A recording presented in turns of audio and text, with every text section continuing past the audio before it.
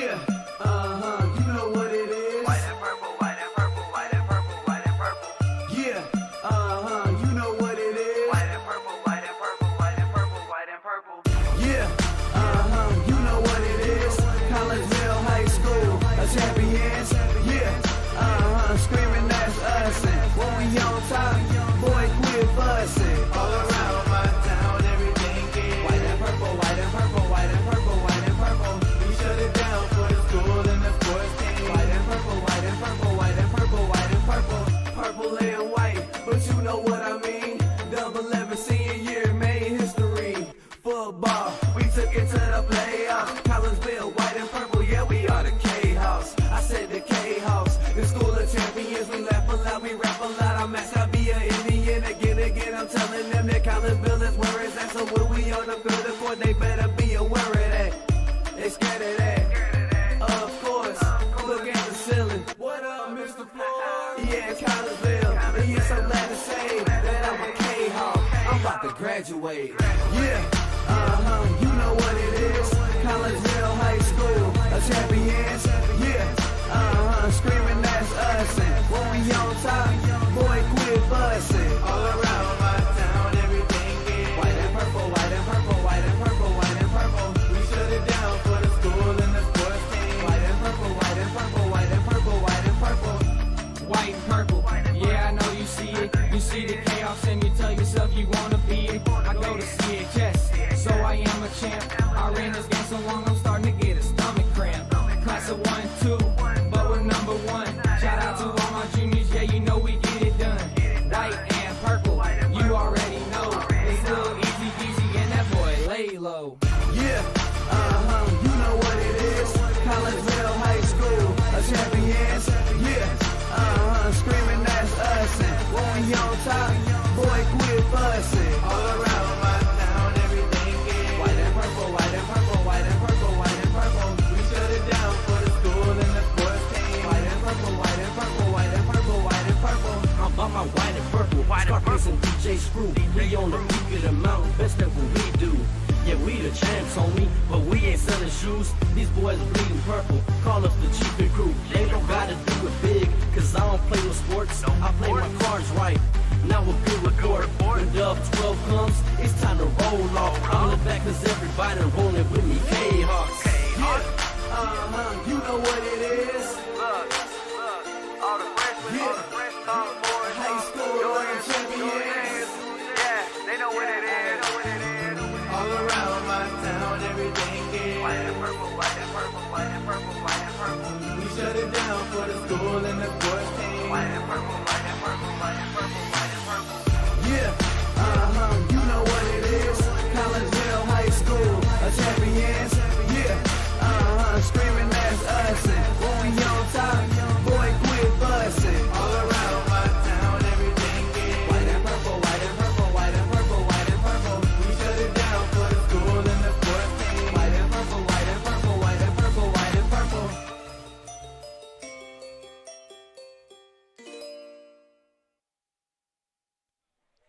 And a very good evening, everyone, and welcome to Kahok Stadium here on the campus of Collegeville High School as we get you ready for a little Kahok boys soccer action. Southwestern Conference portion of the schedule opens up tonight as your Collinsville Kahawks play host to the Edwardsville Tigers. Again, I'm Todd Duke, and we welcome you into the Cafe Agape pregame show here on the Kahawk Sports Network, brought to you by Cafe Agape in Collinsville, home of the Kahawk Chicken Sandwich. Cafe Agape since 2012, offering catering and some of the best home-cooked food in the area. Cafe Agape, 345 Cafe, that's 345-2233. Collinsville comes into this contest having played 3 games. Edwardsville has played 3 games also. Collinsville has a record of 1-1-1 after their 3 games, and the Edwardsville Tigers, I'm sure it's no surprise to everyone, they come in with a mark of 3-0. Collinsville coached by Rob Luge, he's in his 5th year. Brings with him a record of 65-28-3, and Mark Heiderscheid in his 22nd year as the head coach of the Edwardsville Tigers. 332 wins, 96 losses, and 48 ties. So the Tigers, they've only allowed 1 goal so far this year, outscoring their opponents 8-1. in the season's first 3 games. Granite City actually got a goal against the Tigers in the season opener. The Warriors scored in the first half and had a 1-0 lead before Edwardsville scored 4 goals in the second half. And then after that, Edwardsville shut out Altoff 1-0 and blanked Mascoutah by a score of 3-0. So the Tigers come in here on back-to-back shutouts. Collinsville opened the season with a 1-1 tie here versus Triad before beating Alton Marquette 1-0 the very next day on the road. And then Saturday at Blackburn College, the Kahawks lost to Glenwood High School out of Chatham 3-2. The Titans get their game-winning goal while the Kahawks were down a man. 3 of the next 4 games, including this one here tonight, is against Southwestern Conference opponents. After this, you have Thursday's game at Belleville West, and then Tuesday at O'Fallon, and that's a game that we will have for you on the Kahawk Sports Network. Had a chance just a little while ago to catch up with Collinsville head coach Rob Luge, and we'll pass that conversation on to you next as the Cafe Agape pregame show continues here on the Kahawk Sports Network. Cafe Agape serves up some of the best sandwiches, burgers, pork steaks, meatloaf, fish, and more in Collinsville. And yes, they still cater. Wedding receptions, luncheons, business meetings, and much more. And Cafe Agape is your destination for all of your holiday and party favorites, both main courses as well as delicious sides. Cafe Agape in Collinsville is the only place to pick up a Kahawk sandwich or dog and the new Flamin' Kahawk sandwich. Cafe Agape, check them out at 703 St. Louis Road. Give them a call at 345-CAFE. That's 345-2233. And don't forget to tell them Stewie sent you. Brady Pest and Termite Management in Caseyville. Brady Pest and Termite Management is your local pest control source. The Midwest offers its fair share of pest problems, and Brady Pest and Termite Management is up to the challenge. Whether it's pesky rodents in the cold winter months or ants, spiders, and other pests in the warm months, Brady Pest and Termite is your solution. And termites? Brady Pest is tops in the Metro East in termite management. Do you have unwanted pests? Then call the best. Brady Pest and Termite Management in Caseyville. Call 343-1790 or on Facebook at Brady Pest and Termite. Collinsville High School alumni Stacy Lauenstein, CHS class of 91, Lisa Bassetto, Sarah Sulke, and Tracy Limp, CHS class of 94, Tony Geisen, CHS class of 96, and Kevin Robinson, CHS class of 99, want to wish all of our Kahawks a great year. We look forward to cheering you on and supporting you. Work hard on the court and the field, as well as in the classroom. Remember, once a Kahawk, always a Kahawk. Hashtag Kahawk Family. Your home is where you feel happy, safe, and secure. So if you see signs of foundation problems like cracks or uneven floors, worrying is natural, and getting it fixed is crucial. Woods Basement Systems understands. We've been solving foundation worries since 1986. Woods experts have the training and equipment to make permanent repairs. So stop worrying, because with Woods, it's fixed forever. Foundation problems don't get better with time, they get better with Woods, the all things basement-y experts. Call or go to woodsbasementsystems.com today. Do you have a big land improvement project that requires some outside help? Call Petroff Trucking Company. The Petroff Companies have been shaping the metro area since 1975. Family owned and operated, Petroff Trucking Company can do the job and do it right. Hauling, excavating, and grading, they do that and more. Petroff Companies also has roll-off dumpster rentals. They also specialize in dirt and rock sales. Petroff Trucking Company can help you develop your land for your needs. Petroff Trucking Company. Check out their website, petrofftrucking.com, or give them a call, 618-797-6100. Petroff Trucking Company, shaping the metro area since 1975. Cafe Agape serves up some of the best sandwiches, burgers, pork steaks, meatloaf, fish, and more in Collinsville. And yes, they still cater. Wedding receptions, luncheons, business meetings, and much more. And Cafe Agape is your destination for all of your holiday and party favorites, both main courses as well as delicious sides. Cafe Agape in Collinsville is the only place to pick up a Kahawk sandwich or dog and the new Flamin' Kahawk sandwich. Cafe Agape, check them out at 703 St. Louis Road. Give them a call at 345-CAFE. That's 345-2233. And don't forget to tell them Stewie sent you.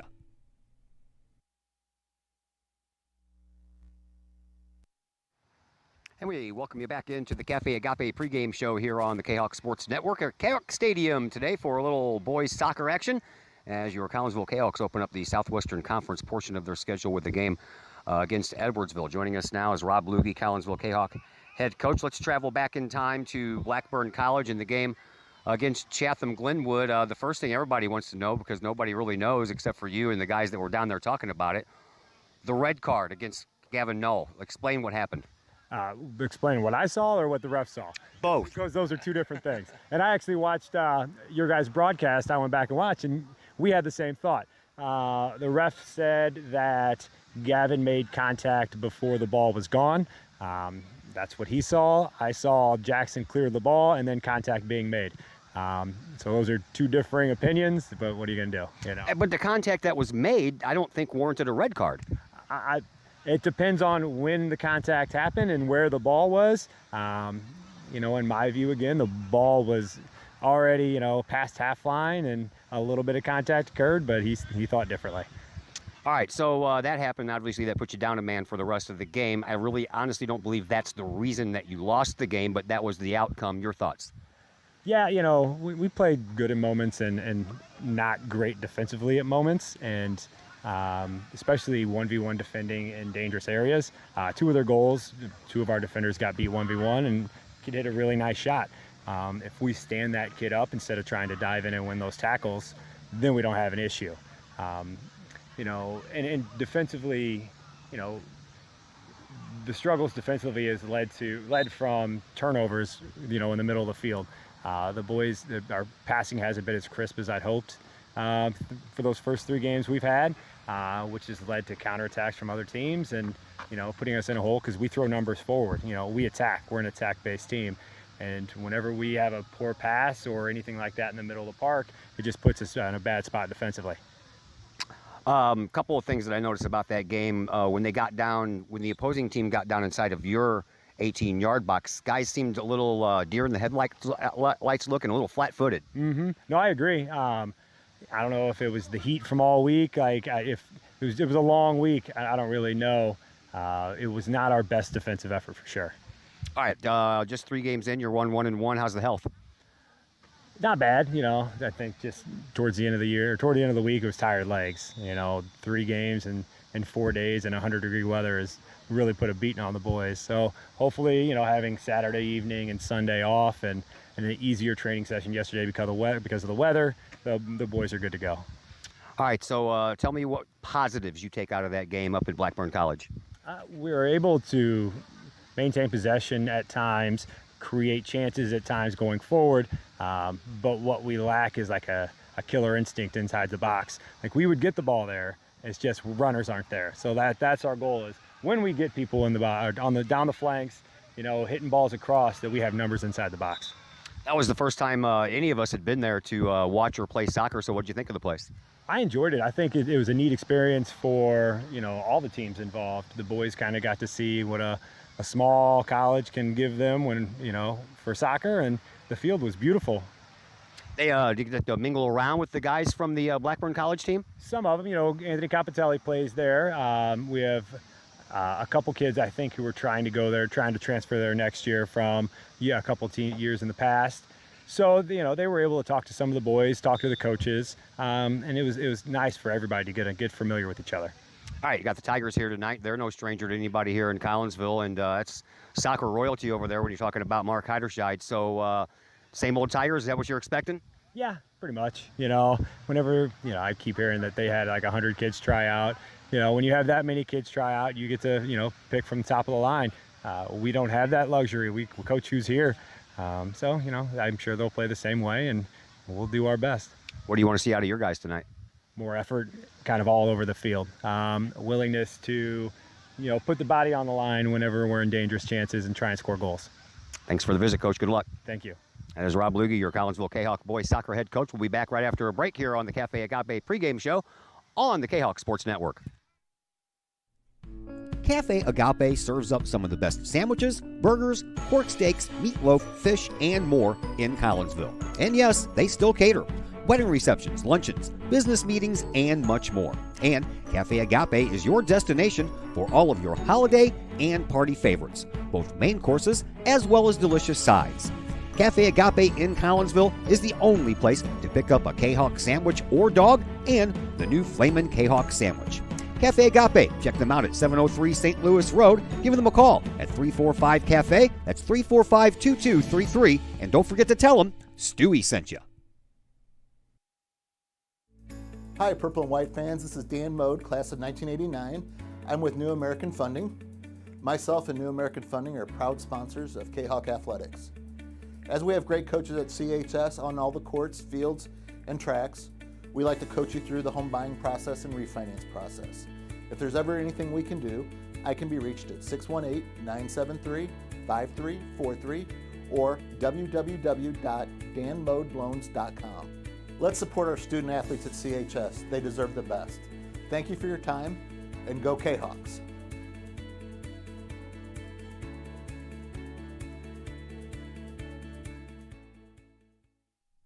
Are the lights on your dashboard putting on a show? Bring it to Mike's Automotive in Collinsville. Mike's Automotive is also a T3 certified tire center. They can handle all of the basics like oil changes and tune-ups and the not-so-basics like complete engine rebuilds. Mike's Automotive also has 24-hour towing and has 3 locations: Millstadt, St. Louis, and in Collinsville. The Collinsville location is at 1150 St. Louis Road, just blocks from the high school. Or call 345-0611, online at mikesautomotive.net and Mike's Automotive on Facebook. Lakeside Roofing in Collinsville. Let the professionals at Lakeside Roofing protect your most important investment, your home or business. Have the elements taken a toll on your roof system? Notice a leaking roof? Maybe it's time for a free roof inspection. Regular maintenance can extend the life of your roofing system by 10 years or more. Lakeside Roofing is your winning team for commercial and residential roofing systems. Lakeside's all-star professionals have installed, repaired, and maintained hundreds of roofs on both sides of the river. Call Lakeside Roofing today at 618-344-2800 or 314-241-5253 or online at lakesideroofing.com. Lakeside Roofing, celebrating 50 years of serving the metro area. Choose experience, choose Lakeside.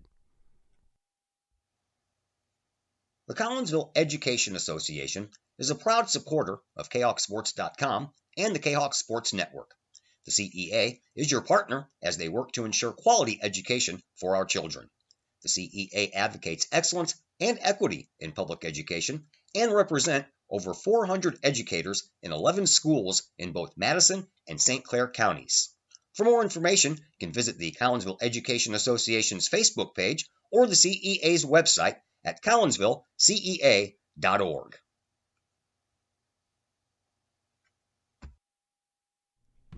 Cafe Agape serves up some of the best sandwiches, burgers, pork steaks, meatloaf, fish, and more in Collinsville. And yes, they still cater.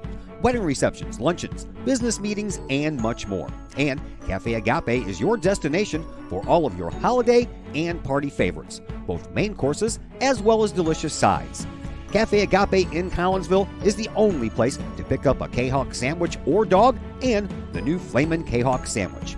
Cafe Agape, check them out at 703 St. Louis Road. Give them a call at 345-CAFE. That's 345-2233. And don't forget to tell them Stewie sent you.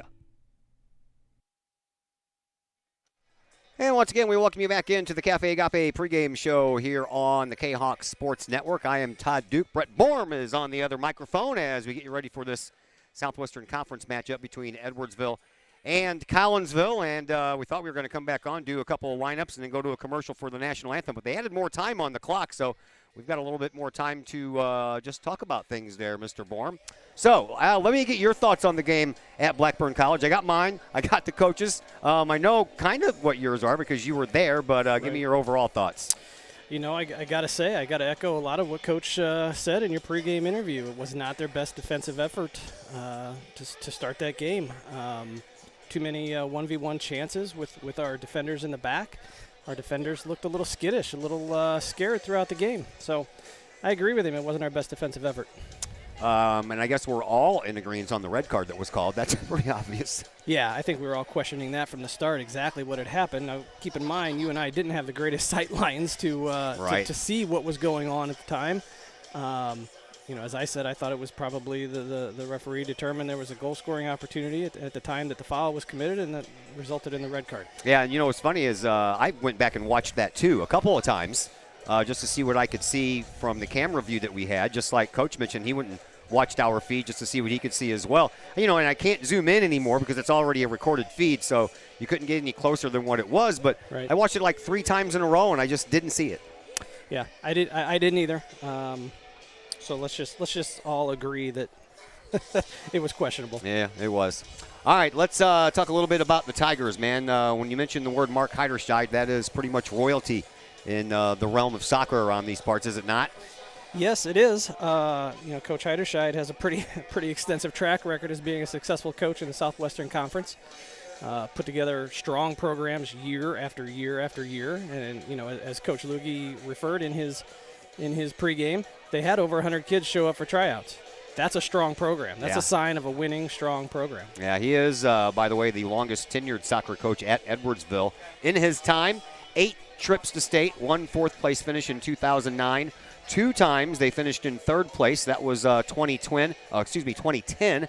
And the last trip that they made to state, which was 2019, 1 year after Collinsville took 3rd place, Edwardsville did it. 2 times 2nd place, 2001 and 2008, and 2-time state champions under Heiderscheid. 2000, that was his first year. They went 25-3-1. And then 13 years later, they did it again with a record of 21-3-2. They went to state in 2004. They lost in the quarterfinals, though, and went 10-2 last year. Of course, we all know that was a non-playoff happening year. So Edwardsville's been around the block a few times with their coach, and he has 332 wins to show for it, only 96 losses and 48 ties along the way. That's pretty lofty numbers. Those are pretty lofty numbers. Back in my playing days here at Collinsville, it was always, Granite City and Collinsville battled back and forth as 1 and 2 in the Southwestern Conference, and as had to have the state championships to prove it. Edwardsville's kind of set themselves apart now as the dominant force here in the Southern Illinois area. Reason we were late getting on in the first place, as usual, is because there was a JV game before this, and those are timed and they end when they end. There's no set. Okay, it's 6 minutes after 10 o'clock or 10 minutes after 6 o'clock. You got to stop now. So the JV game was played before this one, and Collinsville won that one by a score of 3-0. Goals for Collinsville in the JV game from sophomores Jalen Wade and Benny Peck, and one from a freshman, Juan Carlos Diora, scored the last goal for Collinsville to give them that 3-0 cushion. So nice to get one win against Edwardsville here tonight before we even start the varsity game. Yeah, from my vantage point before the game, it really looked like his vantage point was the concession stand, by the way. Yeah, well, you got parent duties come first, right? Parent duty. Yeah, it looked to me like our JV team was really taking it to the Edwardsville Tiger JV team. It looked to me like Collinsville dominated. Jalen Wade, as I said in our last broadcast, is the kid that we really need to get going. He brings a dynamic to this varsity team that we don't have all the time, which is his speed. He's got good touch. If we can get this kid scoring at the varsity level, this team can do some damage. All right, well, it appears that we have a little bit more time, so we're going to take another break here. When we come back, we'll throw a little bit of history your way, and then we'll give you the starting lineups, and hopefully we won't be too far behind as far as getting this game started is concerned. So we'll be back with the Cafe Agape pregame show as it continues here on the Kahok Sports Network. Cafe Agape serves up some of the best sandwiches, burgers, pork steaks, meatloaf, fish, and more in Collinsville. And yes, they still cater. Wedding receptions, luncheons, business meetings, and much more. And Cafe Agape is your destination for all of your holiday and party favorites, both main courses as well as delicious sides. Cafe Agape in Collinsville is the only place to pick up a Kahok sandwich or dog and the new Flamin' Kahok sandwich. Cafe Agape, check them out at 703 St. Louis Road. Give them a call at 345-CAFE. That's 345-2233. And don't forget to tell them Stewie sent you.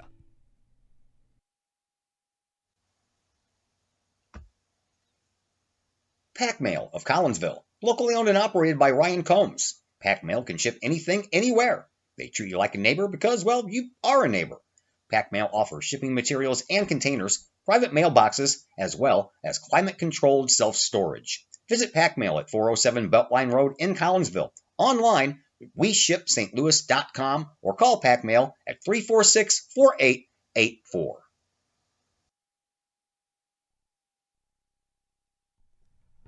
The reviews are in. Old Herald Brewery and Distillery in Collinsville is a hit in the Metro East.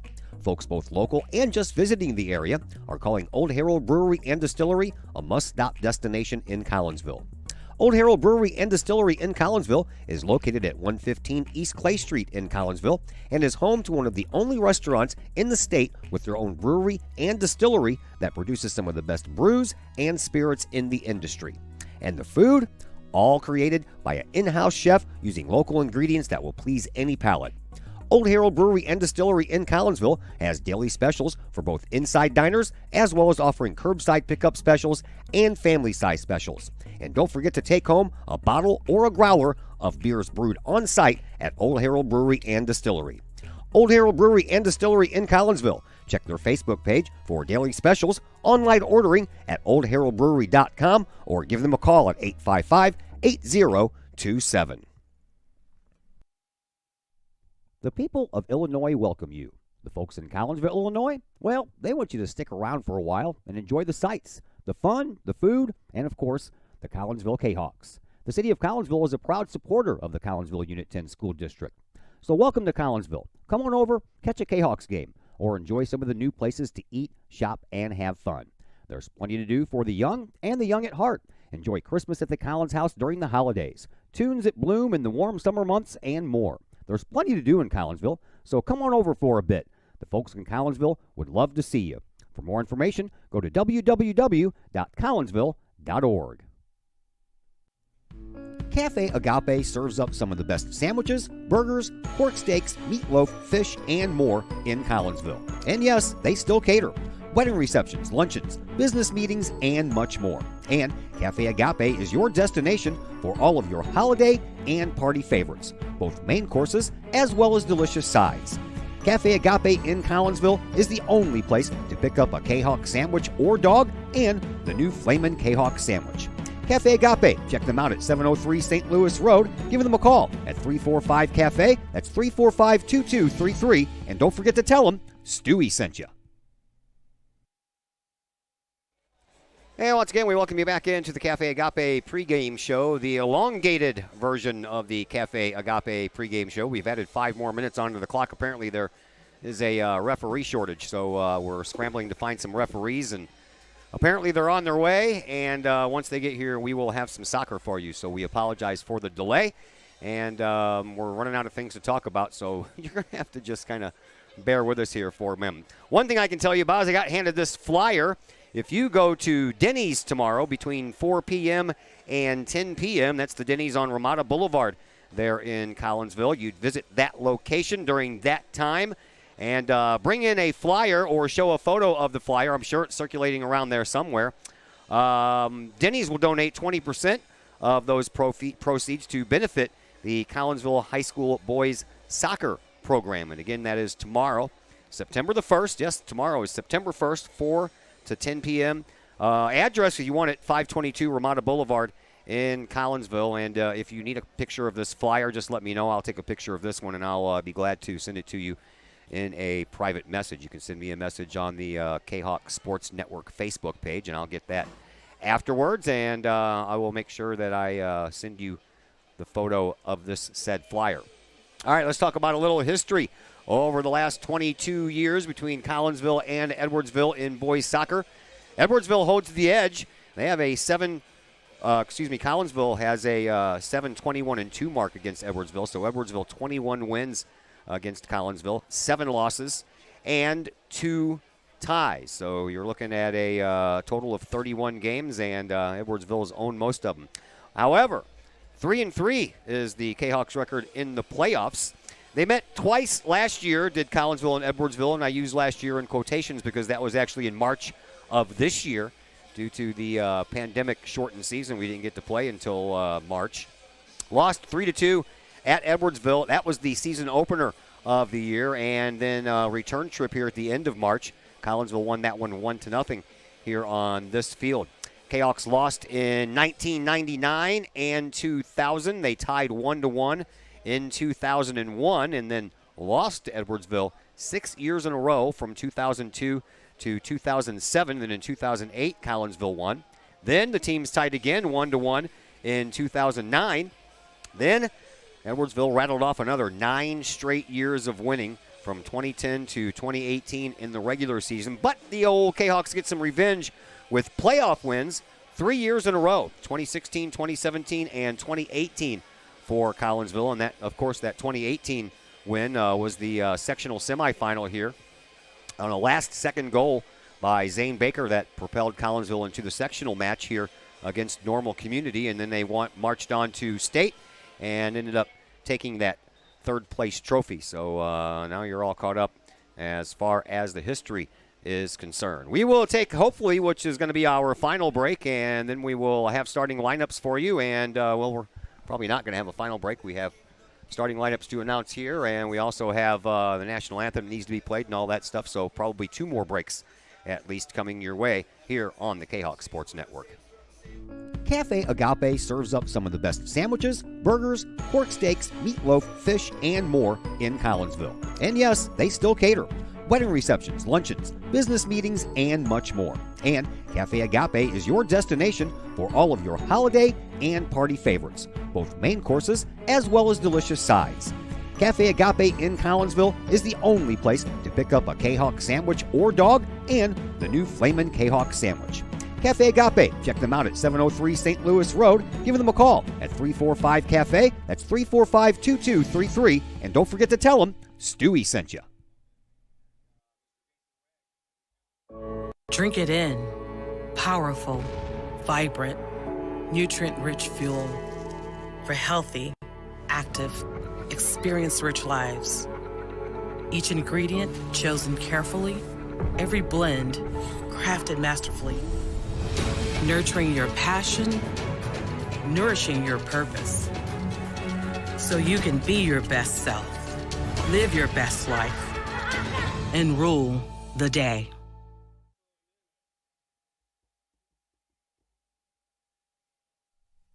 Keep your ride shiny and clean with Extreme Details Vehicle Detailing in Collinsville. Extreme Details, owned and operated by former Kahawk Jay Merkel. Jay and his crew at Extreme Details believe in the value of community and in helping their community hold the value of their vehicles with a sharp-looking, clean ride that you and your community can be proud of. Extreme Details can handle any job, whether you drive a small car, an SUV, or even a bus or an RV. No job is too big or too small at Extreme Details. Extreme Details offers scratch and oxidation removal, and they vacuum every vehicle regardless of what package you choose. Cars, trucks, motorcycles, boats, and more. Plus, Extreme Details can handle fleet vehicles for your company. Call Jay and the gang at Extreme Details at 977-1224 or visit Extreme Details at 936 St. Louis Road in Collinsville. Check for periodic specials on the Extreme Details Facebook page. Put the shine in your ride with Extreme Details. Cafe Agape serves up some of the best sandwiches, burgers, pork steaks, meatloaf, fish, and more in Collinsville. And yes, they still cater. Wedding receptions, luncheons, business meetings, and much more. And Cafe Agape is your destination for all of your holiday and party favorites, both main courses as well as delicious sides. Cafe Agape in Collinsville is the only place to pick up a Kahawk sandwich or dog and the new Flamin' Kahawk sandwich.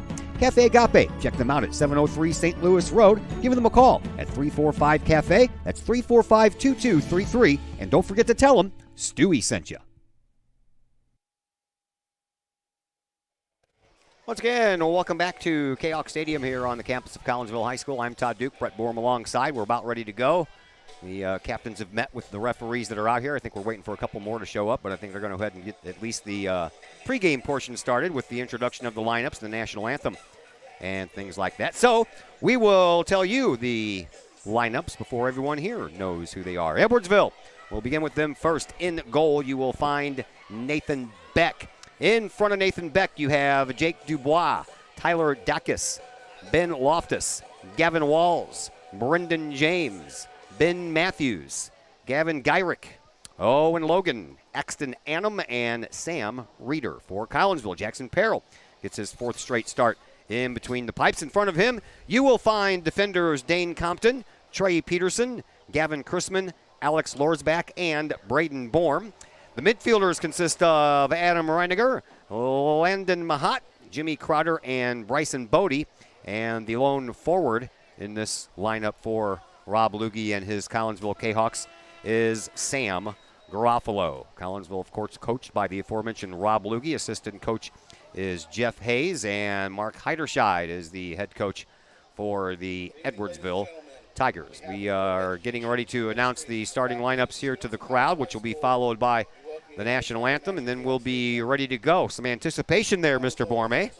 Absolutely. Hopefully we're going to get a good Southwestern Conference slugfest. Well, that usually happens between these two teams. I always tell everybody that if Collinsville and Edwardsville meets in Tiddlywinks, it'll be the most exciting game of Tiddlywinks you would ever see. That's a great analogy, Todd. I try, you know. Yeah.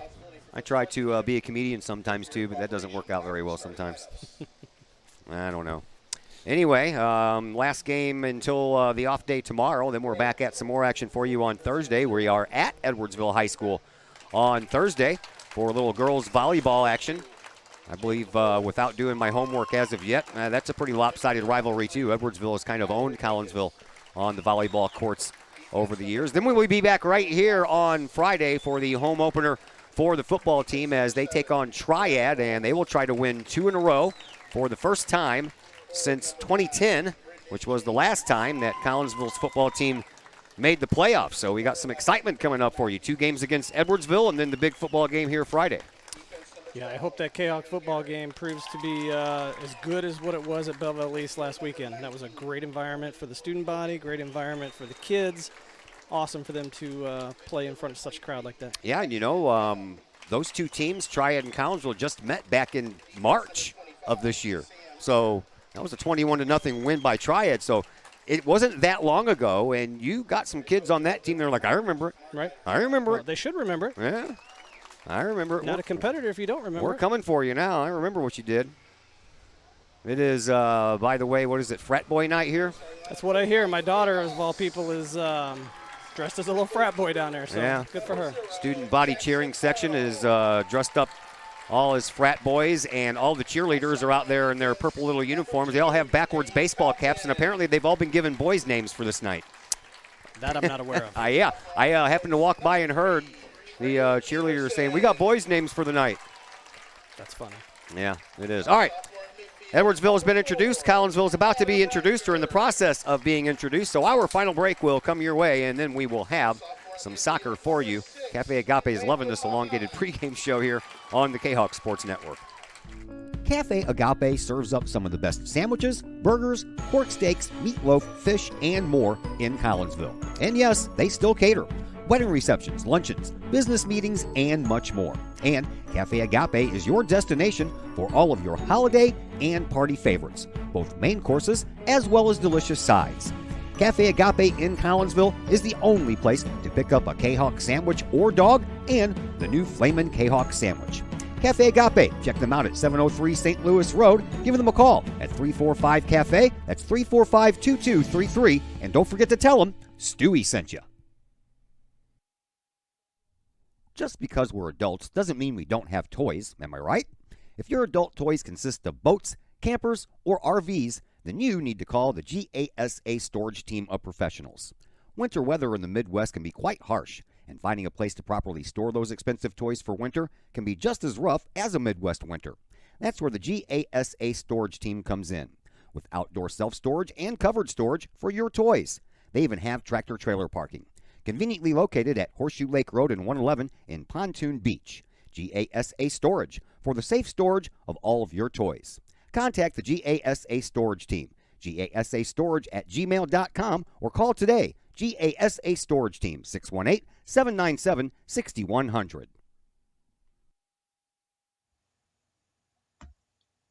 Code 3 Barbecue Supply, home of Code 3 Spices, is first responder owned by proud Kahok alums.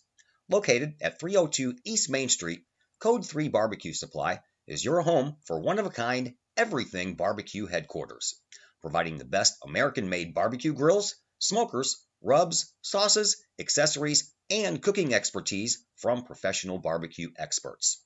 Code 3 Spices provides award-winning rubs and sauces and donates 25 cents a unit sold to first responder and military organizations to aid the fallen and assist with suicide prevention and PTSD awareness. Stop on by. See the guys at Code 3 Barbecue Supply for all of your cooking and grilling needs. Code 3 Barbecue Supply, home of the Memphis in May first place world champion Patriot sauce. Learn more about their products and mission in giving back to those who serve at code3spices.com.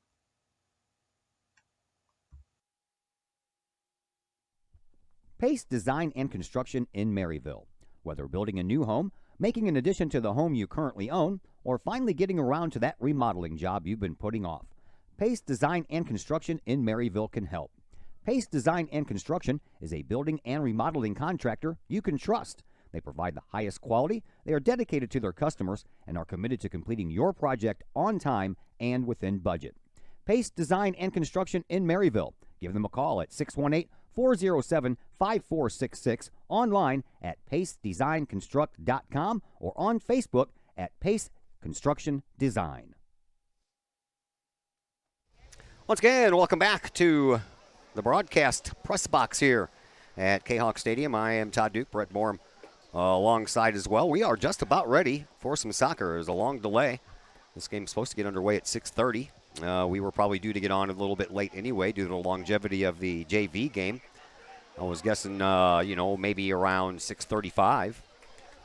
But the long delay is over, and we are ready to go. Edwardsville, they are dressed in all white. Yeah, numbers on the backs in black, trimmed in a little bit of orange. And they have Tigers written across the fronts of their jerseys. Collinsville, of course, in the purple, dark purple. Little white numbers on the fronts and the back. And now we're just waiting on a ball. There we go. We are underway. Collinsville brings it up first. And Edwardsville tries to send it back, but Collinsville keeps control of it. And right down here under our location is Bryson Bodie. And then Edwardsville gets the ball right back. Axton Annam loses control of the ball. Collinsville picks it back up. And Edwardsville sends it back. Right now, play going on at midfield more than anything else. Each team trying to feel each other out a little bit here and get that first push into the offensive zone. Collinsville puts it in the offensive zone, and then it ends up getting around Jake Dubois and all the way back to the goalkeeper, Nathan Beck. Nathan Beck on the year, 160 minutes, 2 wins. He has one of those shutouts, and he has a goals against average of 0.5 and a save percentage right at 75%. Jackson Perrell, he will be in the other goal for Collinsville. 240 minutes. Jackson has played all 3 games this year. He has given up 4 goals, 1.33 goals against average, and his save percentage is just a percentage point better than Nathan Beck's at 76%. So a couple of good goalkeepers here. Collinsville trying to keep it down in the offensive zone now. It comes all the way out to Alex Lorsback. Lorsback, and a shot that is caught by Nathan Beck with no problem at all. He saw that one all the way. So Beck will allow everybody to move back forward, and then we'll have a goal kick restart to get us back going here. 38.5 to go. We just got started in half number 1. JV team won 3-0. Collinsville trying to complete the sweep here. Varsity and JV together. That ball ends up on the sideline, out of bounds. Collinsville's ball. They will have a throw-in from just outside the 18-yard box. And it'll be Alex Lorsback.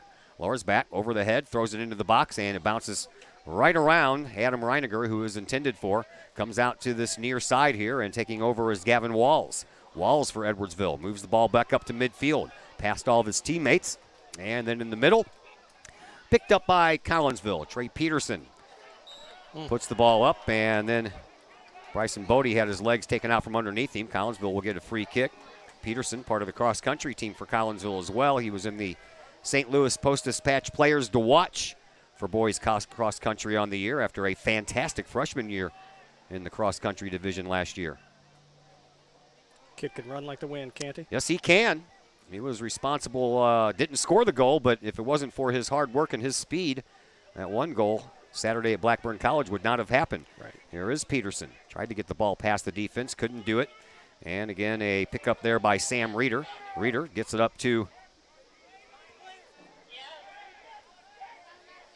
All right, I lost him already.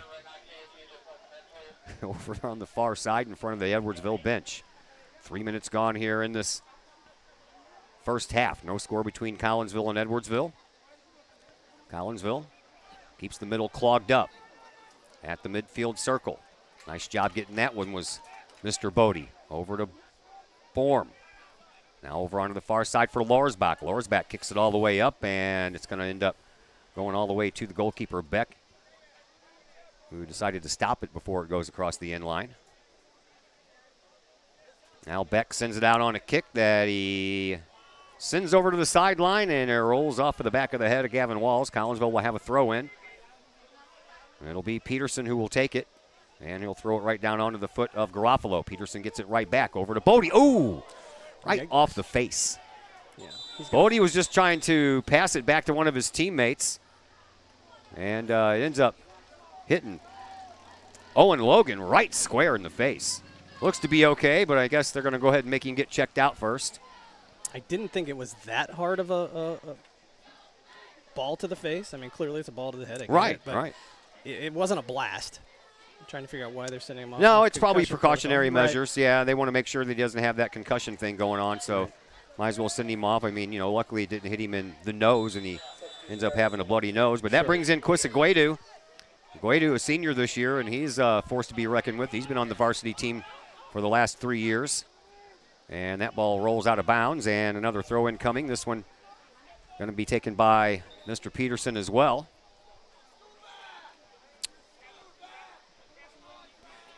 So coming out to start this game, I do see a change in Coach Luge's lineup here a little bit. He started with a different formation with a 1-4-4-1, which is more of a defensive-minded formation.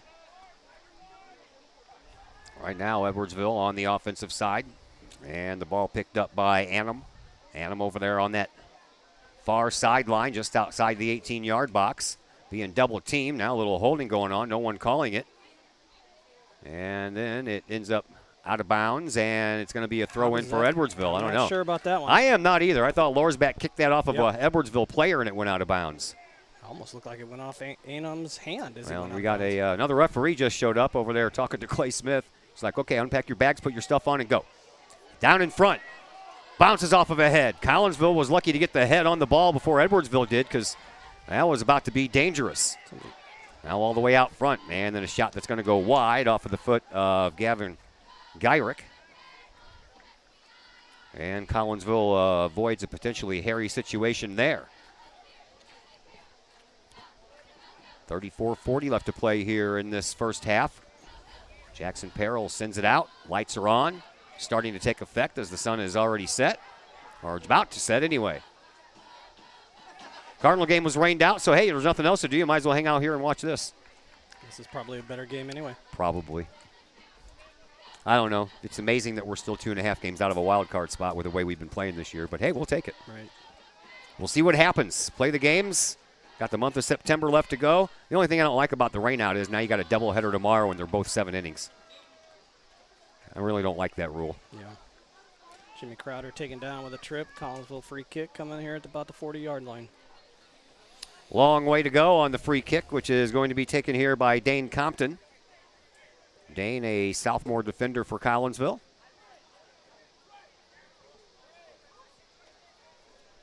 See, quick change artist, man. That new referee's already changed and ready to go. Look at that.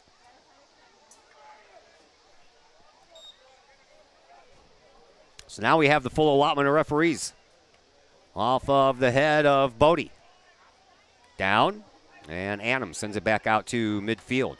Chased down by the defense. Here is Peterson. Peterson right in front of our location. Sends it up, and it's sent right back. And then right past Bodie. And then coming in, Brett Borm, and a player collide, and Tyler Dacus took the worst of that hit. No call on the play. They just ran into each other. And Dacus is hurt, and we're going to have a stoppage of play. 33:09 left to play here in this first half, and Dacus is hurt. Yep. Borm and Dacus came into a 1v1 situation there, 50-50 ball, I should say, and looks to me like Dacus got the worst of it on that one. Yeah, they ran into each other. It's just a matter of where you got hit. Right. You know, apparently it didn't affect Borm, but Dacus is down, and he's got his hands on his face and in a little bit of pain as Miss Amanda Bauer checks on him. Usually I would take another break right now, but I've played so many commercials already that I honestly don't want to.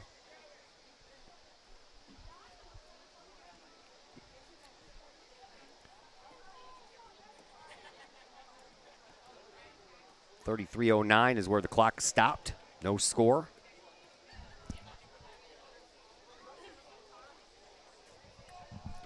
I'm not sure if they hit knees. Bourne was holding his left knee as he walked out of the scrum, and yeah, it looks like he's bending his knee a little bit. Yeah, right leg. Yeah, making sure it still works. We'll probably have to come out. Clearly no ill intent on that. Oh, no, not at all. Has a little bit of a limp. Yeah. But it looks as if Patrick Beatty, who came out and was checking on his teammates, going to stay out there and take his place.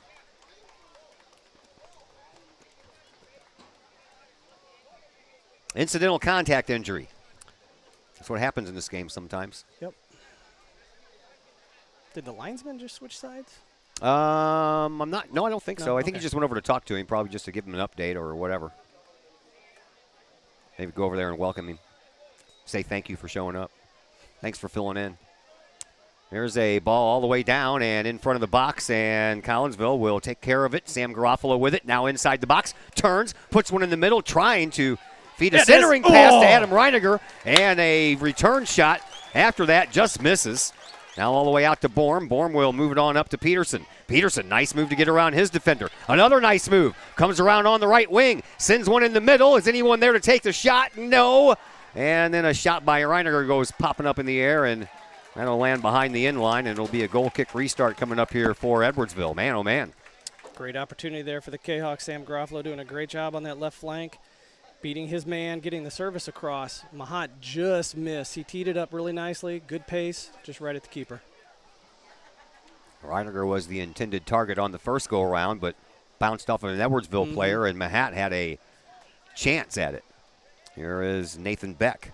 Beck sends the ball all the way out to midfield. And then Collinsville sends it all back, but the defender was in front of Garofalo, and that ball had too much speed on it and made it all the way to Beck before Garofalo could do anything. So Collinsville getting some chances here early on. Beck sends the ball all the way downfield. That's a nice kick. Oh, well done, Compton. Great head ball. Yeah, all the way in front of the Kahawk bench, and it's picked up there by Aguedu. And then the ball goes out of bounds. Player changes going on for both sides. 31-25 left to play here in a scoreless first half thus far. We got the old huddle camera working, so get a bigger and brighter picture. But we have the other one set up just in case. We learned our lesson last year on penalty kicks. That huddle camera follows the crowd, and the crowd stays in the middle of the field, and the penalty kickers go down to do their thing, and the camera doesn't follow them. So we're set. Every time I have a soccer game here, I'm going to set up that camera just in case. It's probably a smart idea. I try to come up with some every once in a while, much to the chagrin of my wife and her thoughts on the whole process. It's a good thing she doesn't listen. Coming up on the first 10 minutes of this first half, another out-of-bounds ball. Collinsville will keep it, and the throw-in will come at the end of the Edwardsville bench, right into the box. Comes out front. Trying to get there before anyone could was Mahat, but the Edwardsville defense gets there first, and now Compton tries to move the ball up, and now we're going to have a whistle. Foul called against Collinsville, so Edwardsville will have a free kick from midfield. This one will be taken by Jake Dubois. I'd say Dubois. That's the French pronunciation anyway. Edwardsville moves the ball up, and Collinsville trying to get it out of harm's way, but the Edwardsville Tigers will send it back out to midfield to Reeder. Over on the far side it goes, and it comes down. Collinsville will battle for it over there. Nice feed in the middle there by Edwardsville, and they take control in their offensive zone. And a ball that was kicked away momentarily, picked up by Beatty. And then Collinsville will send it out right in front of their bench. Sent right back in by Gyrick. Headed down. Collinsville trying to wrestle away control. They do for a moment, and that moment doesn't last long, but the referee's whistle will give the ball to Collinsville, and Collinsville will have a free kick. And we'll send it over here to Trey Peterson. Peterson surveys things, moves the ball forward, and he finds Mahat. Mahat sends the ball up toward the box and headed right out. Nice play there by Underwood. And then back out to midfield. Moved on up again, Alex Lorsbach. Lorsbach tries a little chip. And the chase is on for Jalen Wade, who scored in the JV game. But nothing doing on that particular run. 28:45 left to play here in this first half. No score between Collinsville and Edwardsville. I'm Todd Duke. Brett Borm on the other microphone. And instead of a goal kick start, we'll have a goal kick pass. Comes out and then passed over to Dubois. Dubois sends it up into the middle. Annam with the back over to this side now for Walls. Walls being watched by Peterson. Peterson does a nice job blocking that ball out of there. It'll be a throw-in coming up here for Edwardsville. And it will be Gavin Walls who will throw it in. Couple of substitutions going on by both teams. Coach Luge trying to keep his legs fresh, subbing 2 or 3 at a time. Looks like he's trying to just keep the legs fresh and the boys moving. Not as warm as it has been. Didn't make it to 90 today. I think that broke a string of like 14, 15 days in a row. Right. Yeah, it was a little more comfortable today. Supposed to be a lot more comfortable tomorrow after a cold front moves through the night. High of 84 tomorrow, low humidity. Perfect night to play washers, which is what I'm going to do. Sounds fun. And we're in our playoffs now. We lost last week, so we can't lose anymore or we're finished. At midfield and on the far side. Comes down. Wade tries to keep it in. Does so right at midfield. Edwardsville takes control. They'll send it back to the midfielders and then send it up to the forwards, or at least try to.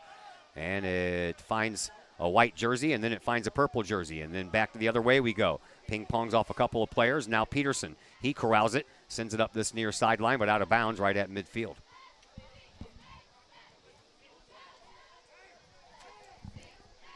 Throw in. Comes to Reeder. Or Beatty, excuse me. Over on the far side. No one there, and a head of steam coming up that far right-hand wing. They put it in the middle to Aguido. And then Collinsville wisely gets the ball off of Aguido's foot because we know he can be dangerous.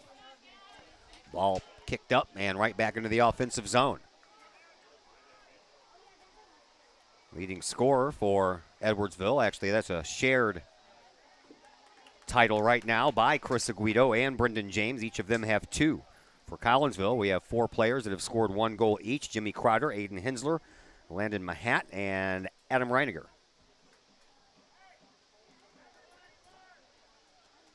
Free kick coming for Edwardsville right in front of Coach Rob Luge. Over on the far sideline, about 40 yards away from the goal, occupied by Jackson Perrell. Ball on the way. Well struck. Down and out the other side, and I don't think that hit anyone. I don't think so either. Despite the effort of a bunch of bodies going up for it. Jackson Perrell will have a goal kick restart.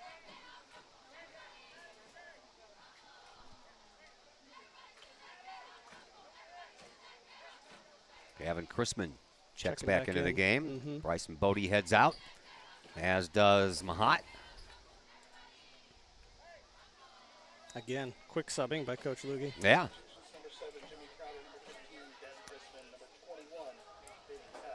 Crowder checks back in as well, and Benny Peck, who had a goal in the JV game. Here's Edwardsville. They get the ball down and looking to pass. I think that went off of the head of Compton. Comes down into the 18-yard box, and Collinsville sends it out. Bourne will send it across the way and across the sideline for a throw-in for Edwardsville.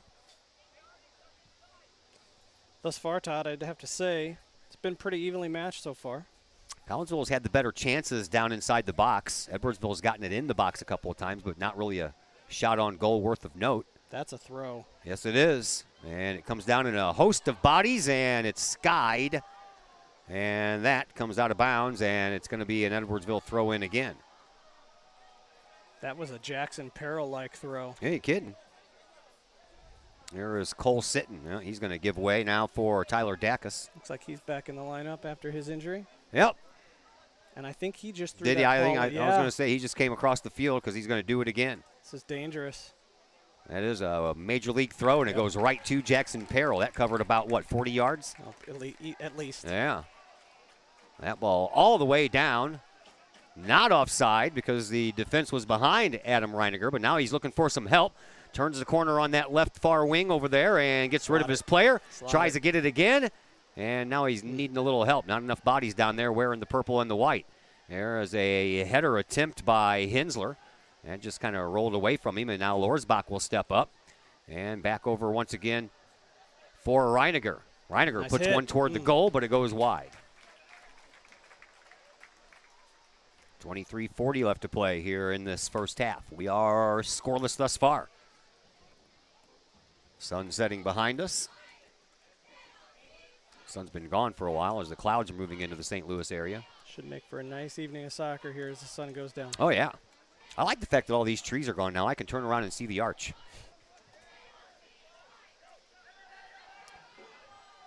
Beck sends it out, gets it right back, and now he'll send it deep, and I'm sure that's going to go out of bounds. That's off of the track and almost into the visitors' bleachers over there on the far side. Now for Collinsville, Gavin Chrisman also has a laser beam of a throw-in. Typically, he can launch it into that box as well. 23 minutes left to play here in this first half. We are scoreless thus far. And here comes Edwardsville. They bring the ball up with a little burst of steam here by Aiden Underwood. Underwood trying to get it up, and that ball was popped up instead. Couldn't find the right angle to get it to his teammate. And then the Edwardsville player, he's surrounded by nothing but purple jerseys. And that one's going to go a little bit too far. Beck comes out. Really, they're not going to call that. He went for the ball, and you know what? Beck went for the ball, and Beck ends up tripping over him. It wasn't like that the player for Collinsville slid into Beck's legs to try to take his legs out. I had turned and started watching the rest of the play. I didn't see the contact after the ball was cleared. Well, at least there's no red card. Yeah, right.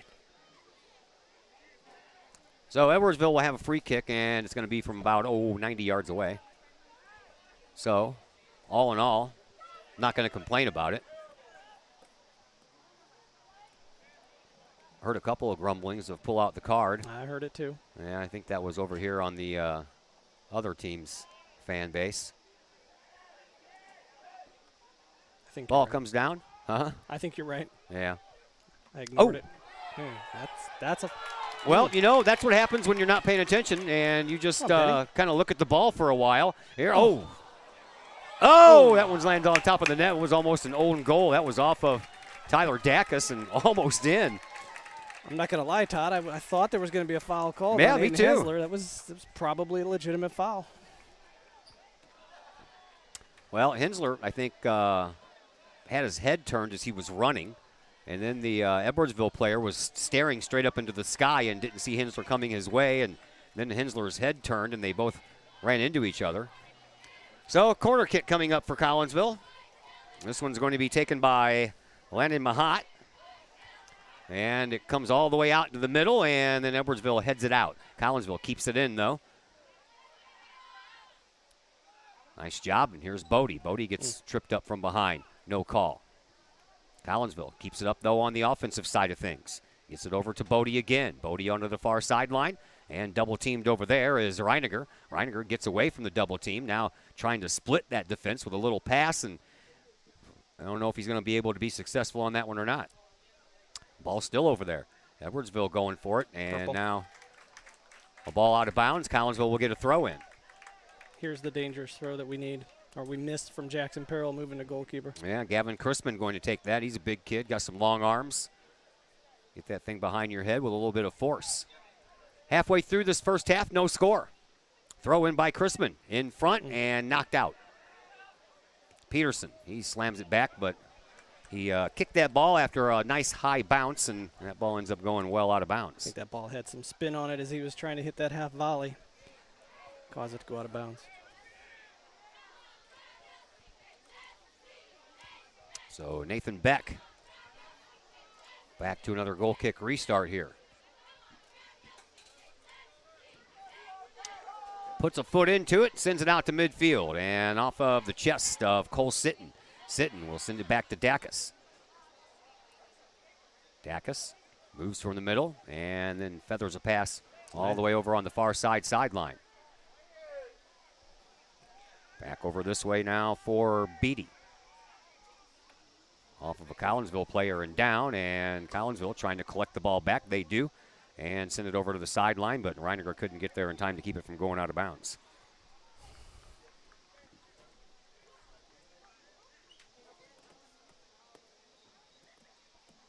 In front of the Kahawks bench is where this throw-in will come from. Ben Matthews checks back into the game for Edwardsville.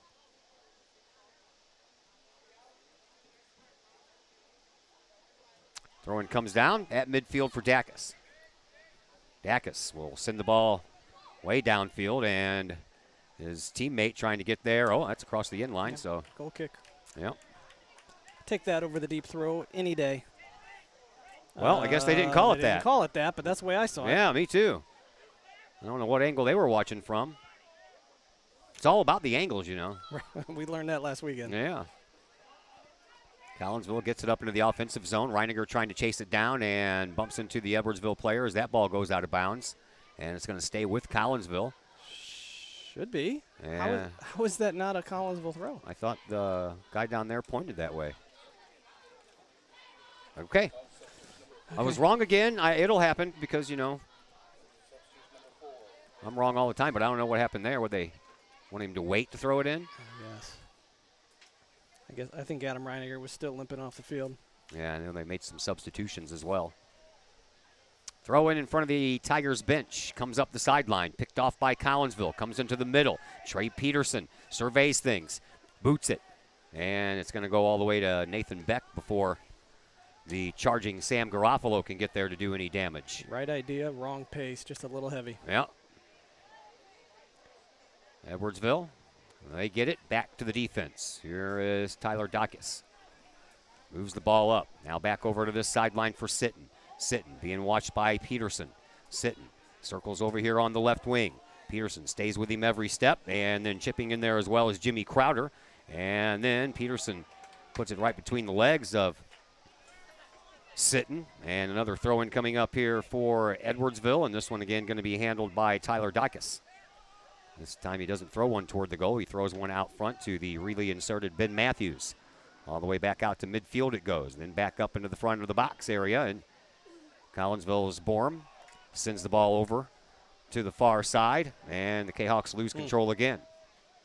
A couple of spin moves put on there, and I think the last spin move, we forgot the ball.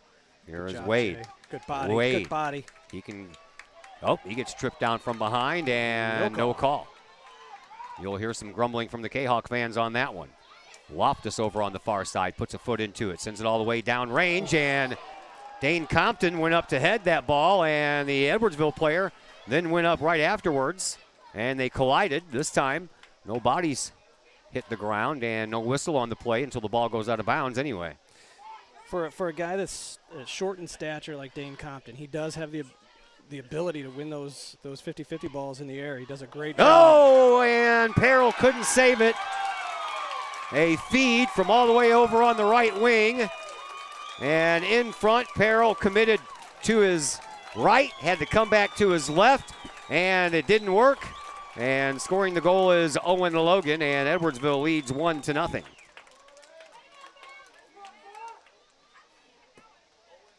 Yep. It's unfortunate.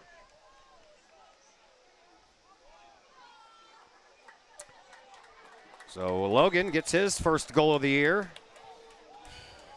And Collinsville will have to play come from behind soccer here tonight. As they chip it into the box, that ball is going to roll across the line. Or it's going to be stopped first by Beck.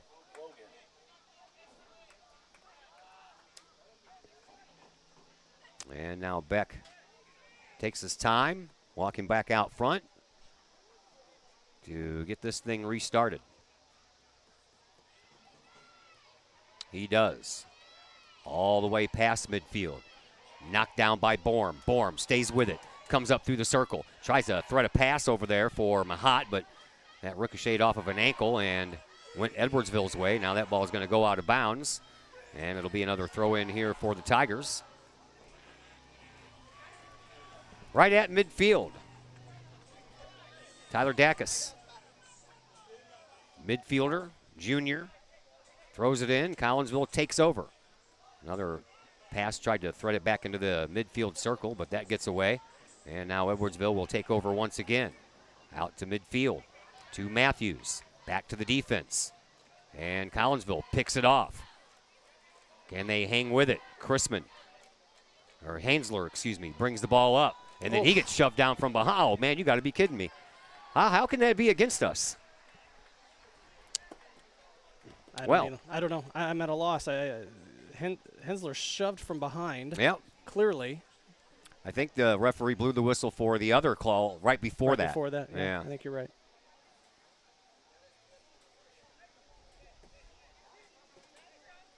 Coming up on 14 minutes to go here in the first half. 1-0 in favor of Edwardsville. And Beck sends it all the way back down in front of the Kahok bench, and that's exactly where it ends up, in the Kahok bench. Collinsville's just got to come back, keep their composure after that first goal, and just build out of the back and start working their way up. Work for some shots. Defensively, so far, they've played pretty well. Yeah, Peril gave it a nice effort on that save attempt, too. And that's not his fault. No, either. not at all. It was a missed mark in the box. But he wishes he wouldn't have started right. Right. Collinsville will get the ball back on a throw in at midfield on the far side. Throw down and out to midfield. Chrisman trying to work his way around some bodies, and he's got a big old body. Yes, he does. Great size. Probably bump off a couple of players and stay on his feet. Edwardsville takes over again. Here is Annam all the way over on the far side. Dane Compton with a nice steal over there, though, and we got the foul. Foul called against Edwardsville, yeah. I think Annam tugged on Compton's shirt as he was spinning out. After with he the ball. stole the ball? Mm-hmm. Yeah. Get back here, you thief. Collinsville sends it. Jackson Peril all the way down into the offensive zone, and it takes a bad bounce, and Edwardsville takes over once again. Nice little block there, and that will spring the goal scorer, Owen Logan. And now with a head of steam, and that's off of Dane Compton, and that's going to be a corner kick coming up here for Edwardsville. Great effort by Compton. Yeah. Kid came out of nowhere with a head of steam, man, I tell you what. Deceiving speed. Yeah. All hard on that play. Nice to see such a large crowd here for some soccer. Yep. I mean, it is nice. The student body section is just packed over there. The visitors are on this side. Student body cheering section for Edwardsville showed up, too. They're in the band bleachers that the band usually sits in for the football games. Oh, they sure are. Another ball out of bounds. 11.5 to go here in this first half. 1-0 in favor of Edwardsville.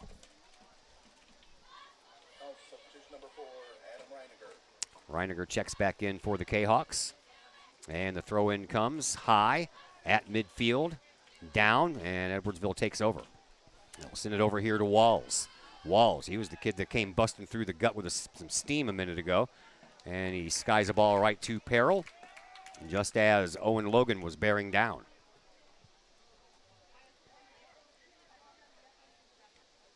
Peril sends one into the milky, almost night sky. Ball comes down right in front of our location and then skipped off of one of the Edwardsville players, and a throw-in coming up here for Trey Peterson. Peterson tries to send the ball all the way up to Hensler. Hensler got it, kicked it, gets it right back, tries to split the defense, puts on the brakes, looks for a little help, finds some in the form of Reiniger. Reiniger sends one a centering pass in, but didn't get enough on it. Edwardsville's defense was there to hold tough. Peterson, he gets the ball right back, and now a takedown of London Mahat. And that ball ends up over here on the near sideline. Edwardsville, they take over once again. Comes all the way down. Compton, he will get there first just before Brendan James can do any damage, but James steals the ball from Compton, throws it in the middle, and Aguedu is there. Excuse me, that's Annam that's there, and he didn't have enough of a lane to shoot from, so he circles back around and gives it up over to Dacus, who gives it up now for Matthews. Matthews over on the far side, and a shot toward the goal, and Jackson Perrell is there with the catch. And another save. This play down here with Compton was a very unthreatening play to begin with, and it turned into a goal-scoring opportunity for the Tigers. Not sure what happened. So Beck sends the ball back out after Collinsville gets it all the way back down.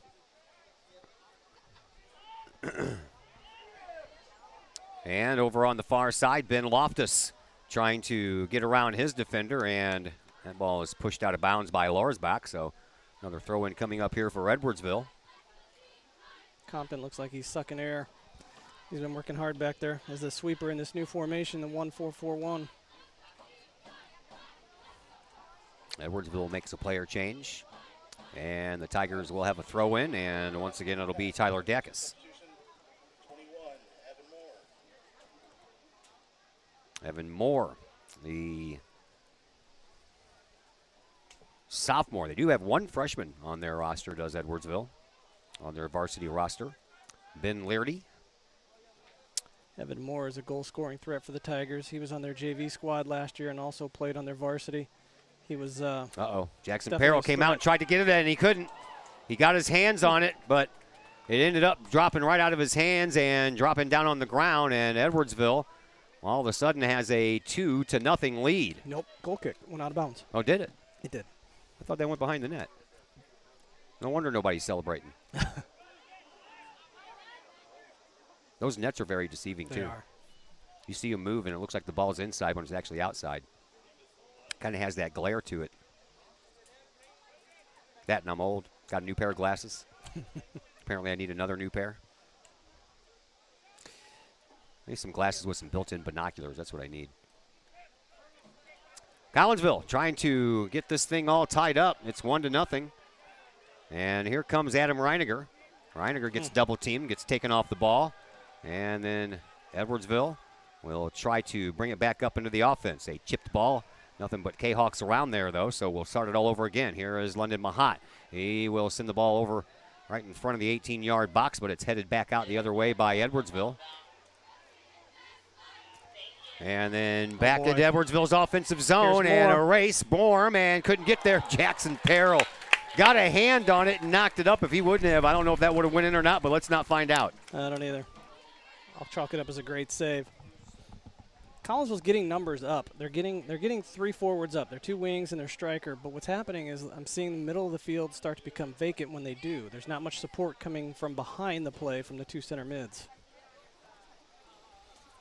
And a corner kick coming up from the far side for Edwardsville. Gavin Walls will take this corner kick.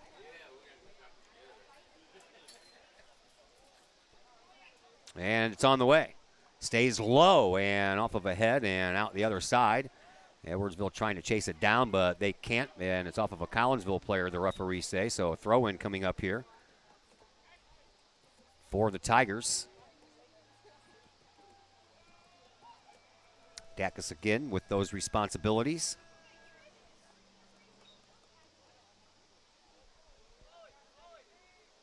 Ball in, deep throw, right in front, comes out the other side, and then a kick and a block out by the Collinsville defense. And then Edwardsville stays with it. Collinsville trying to chip it out of there, they do so. All the way back to Reiniger. Reiniger trying to thread the needle over here to Peck, and he couldn't get it. At the last second, a shin got in his way. Now Edwardsville sends the ball back up, but Jackson Perrell's not going to mess around, and a nice sliding pickup there by Jackson. Look like an infielder in baseball. He does do that. 5:45 left to go here in this first half. Edwardsville up 1-0. Into the middle we go. And up. And over on the other side for Wade. Wade, he gets double teamed. He gets taken down from behind. No call, so he has to get back up and continue. And he'll send it back over to Bodie. And then Bodie over to Lorsbach. Lorsbach sends it up the sideline. It's chipped off the back of the heel of one of the Edwardsville players, and that's in Collinsville's favor. And a nice try there by Adam Reiniger, who I guess was just trying to keep it alive. He wasn't trying to shoot it on goal. But it made it that far, and a couple of bounces later, Beck picks it up with no problems. Still trying to figure out how that was not a foul on, I know. On Jay Wade, getting clipped from behind. Yep. Seems to be that kind of a night. All the way down into the Edwardsville offensive zone and off of one of the Collinsville players and out of bounds. Another throw-in coming up here for Edwardsville. This time it's going to be Walls who will take it. Walls throws it in to the guy who usually does, Tyler Dacus. Right in front of the box. Collinsville heads it out, and they get the ball out to midfield. Reiniger tried to step in there and steal that ball away, but couldn't get there in time. And now Edwardsville once again brings the ball up. Here is Aguedu. Aguedu sends it to the sideline. Collinsville gets the ball back. They'll just punch it into the offensive zone and go chase it down. See if somebody down here wearing the black, orange, and white wants to make a mistake. 4 minutes to go here in this first half. 1-0 in favor of Edwardsville. Beck sends it back out. Looking for Gavin Walls. And stepping in front of him was Trey Peterson with a nice defensive header. And Peterson gets the ball right back. Tries to chip it up. And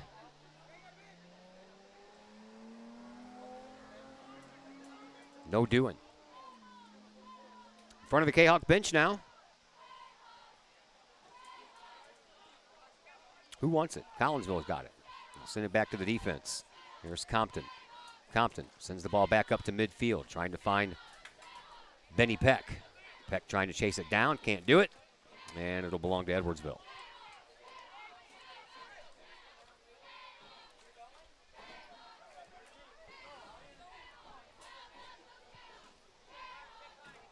Worst film ever, I got a comment saying. Well, that's no reflection on us. We're not filming. I don't know. That's because the camera doesn't follow the play all the way down sometimes. I know that. Can't control that. Nope. Edwardsville in their offensive zone, a little back kick, and here comes Walls, turns the corner on the left wing, and a shot by Aguedu, but that's blocked out nicely by, it was either Mahad or Bodie, I think. I think it was Bodie. Out of bounds the ball goes, right down below our location. Collinsville will have a throw in. Trey Peterson asked for the ball with 2 minutes and 20 seconds left. Now we have substitution, so we have to wait a bit. Hammond checking in for Bryson Bodie. Yeah. Zach Roseman and Chris Keller are all over the feed. It's automated. Let's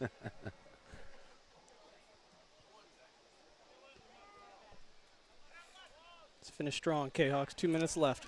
See what we can do. Be nice to get an equalizer here before the half ends. Have some positive stuff to talk about in the locker room. Not that everything's all negative or anything, but there's Peterson with a slide, and that one ends up on the foot of one of his teammates, Borm, and now back the other direction we go, but Wade couldn't stop it and continue forward, so Edwardsville takes over. And they'll send it up into the offensive zone. Here once again is Compton. Compton will roll the ball right in front of his bench. Wade will get it from there and sends it out toward the middle. Pushed from behind. Justin Hammond, who's back into the game, or into the game for the first time. And here comes Reiniger. Reiniger sends it up to Wade. Wade's got some steam on that left wing. Peterson back stops, suits, and just a little bit wide off of that far side post. If he could have got a cross off, Trey Peterson was standing wide open on this back door waiting to tap it home. Yeah, Benny Peck was in there as well. Final minute to go here in this first half. Alex Fox, the Edwardsville athletic director here, taking in this game. Nice to see him because, you know, I emailed him on Monday and told him I'd be there Thursday for volleyball, and I haven't heard back from him. He probably knows he's not going to be able to give you any service. No, it's inside, so as long as it's volleyball. Not, yeah, right. Volleyball's in the gym. As long as I'm in the gym, I'm good. At District 7 complex, no good. All the money up there, too. 30 seconds. Yeah, I don't know what it is. I mean, I'm sure it would have to take some kind of an electronical genius to go up there and figure out what exactly it is messing with my equipment. Here is Peterson. Sends it up to Peck. Peterson gets it back off of a body of one of the 10 seconds, Tigers. Boys, 10 seconds. Let's go hard. And Collinsville trying to create a little scoring opportunity before this half ends, but that's not going to happen, as this ball is out of bounds, and by the time Peterson throws it back in, it'll be a little bit too late anyway. So, first half is going to come to a close. Edwardsville gets a goal from Owen Logan at the 15:40 mark of the first half, and that is the way that the first half comes to a close. So we're going to take a little bit of a break here and catch our breaths, and we will be back after a brief timeout here on the Kahok Sports Network. The Junior Service Club of Collinsville has been a proud supporter of KahokSports.com and the Kahok Sports Network from day one. Since 1934, the Junior Service Club of Collinsville has been providing women in the community an opportunity to make a difference with fundraisers and projects, all that go towards helping the needy in Collinsville. If you would like any information on any event sponsored by the Collinsville Junior Service Club, head to Facebook, type in Collinsville Junior Service Club, and then click on the Event tab. We thank the Collinsville Junior Service Club for their continued support of the Kahok Sports Network and KahokSports.com.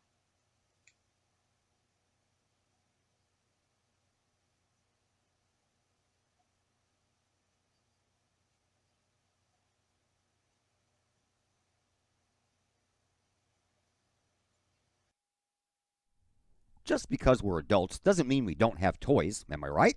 If your adult toys consist of boats, campers, or RVs, then you need to call the GASA storage team of professionals.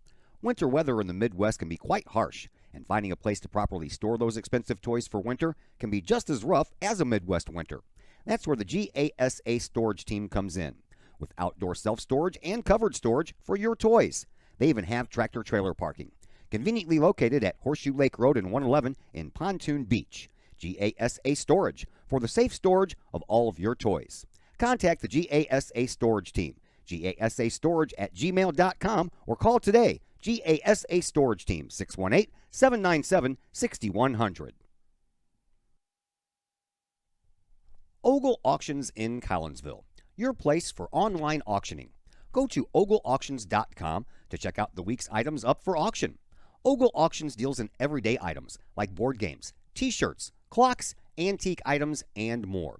To collectible items, anyone in the market for, say, a trolley? Or maybe you're into more treasure troves like vinyl albums, cars, or motorcycles. And Ogle Auctions is always on the lookout for more auctionable items. Ogle Auctions of Collinsville. Auctions every Sunday at 7 p.m. Check them out at www.ogleauctions.com or call Kim or Mike Ogle at 618-218-2117. Looking for a little bite to eat in a nice, friendly establishment before heading out to a game? Look no further than LC's Pub in Caseyville.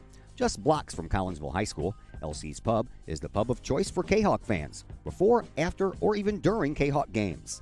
LC's Pub features a wide variety of traditional bar food like burgers and fries, chicken wings and chicken strips, appetizers like pepper jack mac and cheese bites, fried pickles, and green beans. Plus they have salads, fish, shrimp, and more. LC's Pub also features an outdoor patio, a gaming room, weekly poker tournaments, and a pool table, plus enough TVs for all the sports fans. And LC's Pub shows Kahok games live as well as Blues and Cardinals games. LC's Pub, 605 North Main Street in Caseyville, right across the intersection from All Pro Tees. Call for carry-out orders at 618-855-9007 and on Facebook at LC's Pub. LC's Pub, Kahok fans' pub of choice. All Pro Tees in Caseyville is your place for custom apparel and has been for over 20 years now. Why? All Pro Tees can handle any size project, big or small, and they specialize in large group orders. At All Pro Tees, quality is number one on their list of priorities, as is evident by their excellent customer service. Did we mention All Pro Tees has over 20 years of experience? They can even help with fundraisers and event merchandising for your group. So for all of your apparel needs, for civic groups, sports teams, business outings, or even a family reunion, your apparel needs stop at All Pro Tees. All Pro Tees in Caseyville, right across the street from Kahok Stadium. Online at allprotees.com or on Facebook at All Pro Tees. Or call All Pro Tees at 344-2200. The Times-Tribune, Madison County's longest-running leading independent newspaper. The Times-Tribune covers Troy, Collinsville, Maryville, and all the villages and communities of Madison County. From area city halls to sports, including the Collinsville Kahawks and Unit 10 District News. The Times-Tribune covers that and more. The Times-Tribune is a weekly hometown newspaper published every Thursday, and a one-year subscription is only $40 for the printed and online editions. For more information, call the Times-Tribune at 618-667-3111, online at timestribunenews.com, or follow them on Facebook at Times-Tribune.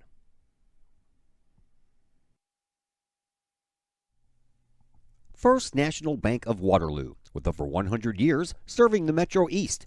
Visit First National Bank of Waterloo at their Maryville and Collinsville locations for all of your banking, mortgage, and lending needs. Why? Super low closing costs, low construction loan rates, and they do so much to support our local communities. When you need a loan, call the Collinsville team at First National Bank of Waterloo at 618-345-1121 or visit their Maryville and Collinsville locations or online at fnbwaterloo.bank. First National Bank of Waterloo, member FDIC, equal housing lender. Projects in and around your home can be daunting and overwhelming. Take the stress out of those projects and let AW Indoor and Outdoor Solutions do all the heavy lifting.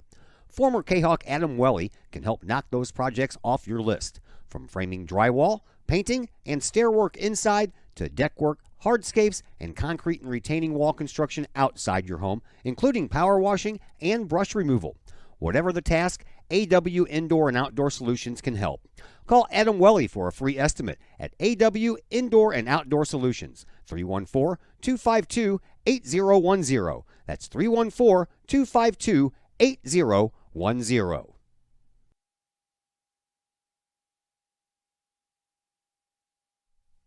Keep your ride shiny and clean with Extreme Details Vehicle Detailing in Collinsville. Extreme Details, owned and operated by former Kahawk Jay Merkel. Jay and his crew at Extreme Details believe in the value of community and in helping their community hold the value of their vehicles with a sharp-looking, clean ride that you and your community can be proud of. Extreme Details can handle any job, whether you drive a small car, an SUV, or even a bus or an RV. No job is too big or too small at Extreme Details. Extreme Details offers scratch and oxidation removal, and they vacuum every vehicle regardless of what package you choose. Cars, trucks, motorcycles, boats, and more. Plus, Extreme Details can handle fleet vehicles for your company. Call Jay and the gang at Extreme Details at 977-1224 or visit Extreme Details at 936 St. Louis Road in Collinsville. Check for periodic specials on the Extreme Details Facebook page. Put the shine in your ride with Extreme Details. Having problems keeping your ride on the road? Roadman Automotive in Collinsville can help you keep your ride rolling. Roadman Automotive offers everything from diagnostic tests when that check engine light comes on to tune-ups, alignments, brake and suspension work, and more. Oil changes at Roadman Automotive start at just $35. Roadman Automotive is open from 8 a.m. to 5:30 p.m. Monday through Friday and is located at 936 St. Louis Road in Collinsville. Check out the Roadman Automotive Facebook page for daily specials. Call Roadman Automotive at 618-223-1878, online at roadmanautomotivecollinsville.com. Roadman Automotive. Keep your ride on the road with Roadman Automotive.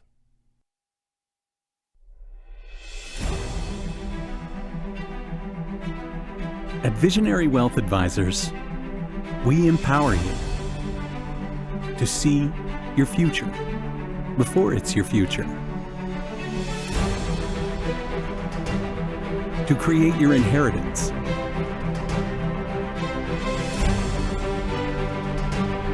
to build your vision,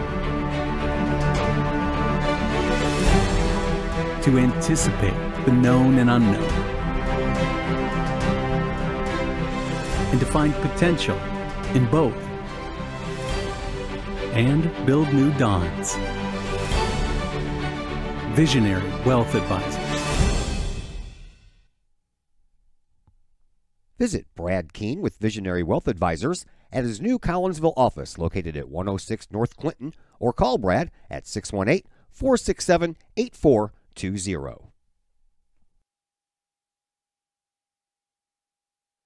And once again, we welcome you back to Kahok Stadium here at Collinsville High School. I'm Todd Duke, Brett Borm alongside as well, and we are almost ready for the second half of this game between Collinsville and Edwardsville. We know we have some rain coming in the area too. If you were with us earlier, I mentioned the fact that there's a cold front moving through tonight that's going to cool everything off, drop the humidity, drop the dew point, drop the temperatures, and it's approaching western portions of the St. Louis County area, so we're hoping that we can get this game in before any lightning strikes can be seen, and we'll get this whole game in. But that remains to be seen. 1-0 in favor of Edwardsville. Collinsville had the early opportunities. They had a few shots on goal, and either went a little bit wide or the goalkeeper, Beck, made a couple of nice saves, and then things kind of tilted the other direction, and Edwardsville started getting more and more of the opportunities. And then, at the 15:40 mark, Owen Logan scored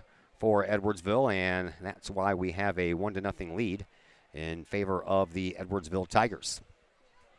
Coming up later in the week, no games for you tomorrow. Thursday, we are back with another Collinsville-Edwardsville showdown. This time it'll be in Edwardsville, and it'll be girls volleyball from Edwardsville's gymnasium, and that'll be Thursday, scheduled for around 6 o'clock, and we'll be on the air a little bit before with the pregame show, and then we will wrap up the week with a little football action right here from Kahok Stadium. It's the Kahawks home opener against Triad after the big win in Belleville East on Friday night to open up the season. Collinsville's first season opening win since 2010. Try to win back-to-back games also for the first time since 2010 to open up the season. So we have that coming up for you Thursday. Girls volleyball versus Edwardsville. Friday, football right here versus Triad. Brett Borm on the other microphone. As I mentioned, your thoughts on the first half, sir? You know, I would have to say, for the most part, pretty even. Collinsville came out, I thought, with a better part of the play in the first 10, 15 minutes. Then Edwardsville, I think, started to dictate the play a little bit more. And, of course, getting that first goal, they started to steal the momentum a little bit towards the end of that first half. Yeah, goals have a funny way of doing that. Yeah. It'll take a kind of a game that is really back and forth with no score, and then you get that first score, man, and all of a sudden you feel like you're world beaters, and then you act like it, and then you get more chances than the other team. Right. Hopefully we return that or reverse that here as the second half is about ready to get underway. We'll switch ends of the field. Jackson Perrell will be in goal to your right. Nathan Beck will be in the goal to your left. And Edwardsville will have the ball to start off half number 2. Again, a very nice sized crowd here. This is, you know, I mean, almost a little bit smaller than a football sized crowd, but it's pretty close. It is. It's a good crowd. Great support from the Kahok fans. Edwardsville fans making the trip as well. Of course, I think everybody just wants to be outside watching some live sports. Yep. Get a little bit back to normal. Sense of normalcy. Sense of normalcy. I think old normal is never going to happen again. It's going to be a new normal, and I don't know when it's going to happen, but hopefully soon. Hopefully. Here we are, back to action, and at midfield, all the way over on the far side, Collinsville trying to keep the ball headed to the left. Peterson sends it up the sideline, and I don't know who he was trying to send it to because he sent it right onto the foot of one of the Edwardsville players, but nevertheless, Collinsville gets it back, comes all the way over here to Lorsbach. Lorsbach sends it back to the defense in Compton. Compton surveys things, sends the ball up into the offensive zone and off of the Edwardsville player's head and back out to midfield it goes. Bryson Bodie sends it over to Borm. Borm sends it over to Peterson. Peterson sends it up the sideline, this time trying to find Garofalo. Garofalo gets taken off the play, ball out of bounds. Edwardsville player can't believe that the call went against him, and it'll be a throw-in coming up here for the Kahawks, and this one's going to be taken by Gavin Chrisman, the junior defender. I'd like to see Collinsville get numbers in the box here with this throw that Gavin has the ability to throw.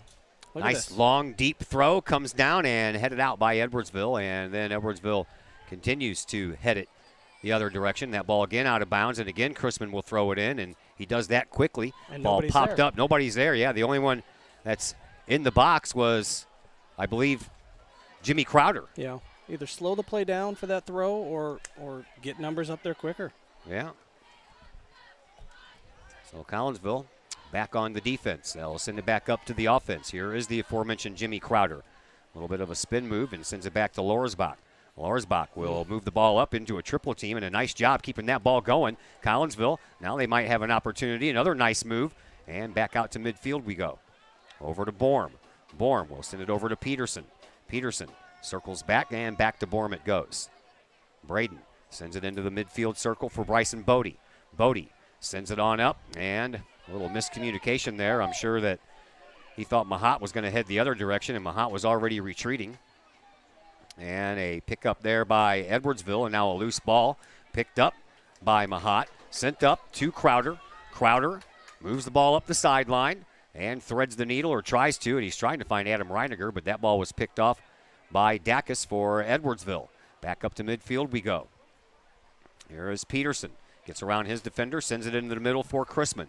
Chrisman, he'll take his time, look things over, and sends the ball over to Reiniger. It goes past Adam and then all the way over to the sideline, and then Adam couldn't hold it in bounds.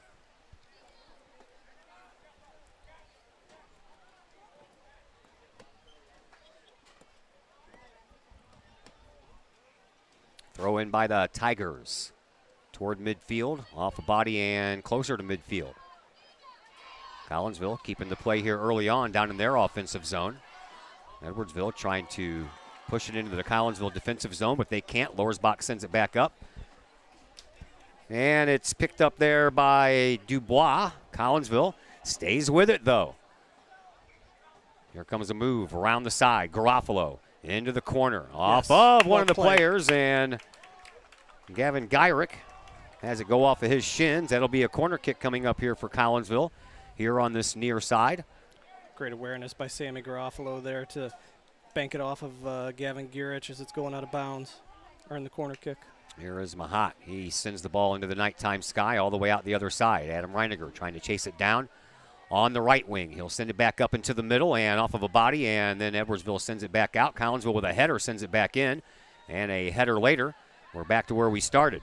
Stopped by Crowder.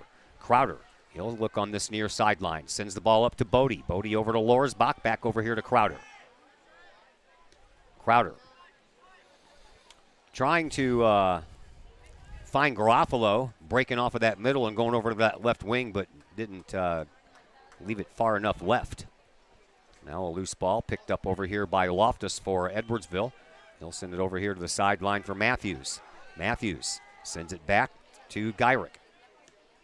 Gyrick sends it all the way up past everybody, and Jackson Perro will come out and take it with 35 minutes left to play here in the second half. 1-0 in favor of Edwardsville. Collinsville looking for the equalizer. Borm sends it up past the defensive back of Edwardsville, and they'll just send it out to Beck. Beck pops it up. It didn't get a lot on it. It'll take a spin, and Lorsbach holds off his defender and will let it go out of bounds. Oh.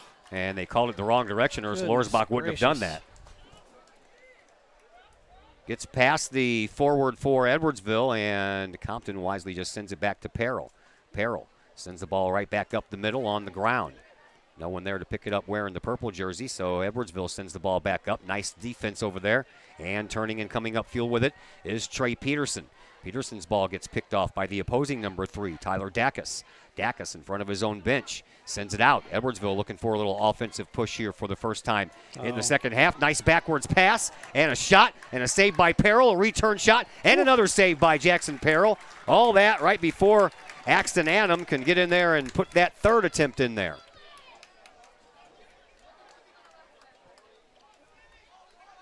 Back into the Collinsville offensive zone after all that. And Edwardsville player slips down, and the ball sent over here now for Crowder. Crowder has a host of defenders to work around. Gets around 1, gets around 2, gets around 3, comes in on the left wing, hits a stutter step of a shot, and it stopped right there on his foot. And now a handball inside the box, and Collinsville is going to get a penalty kick here.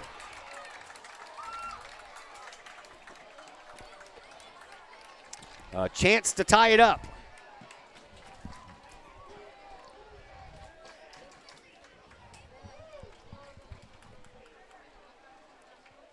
Right now, it looks as if Bryson Bodie is setting up to take this shot. Nope, he's just setting the ball down. And it'll be Crowder to take the shot. Crowder already has a goal this year. He could be the first Kahok with more than one.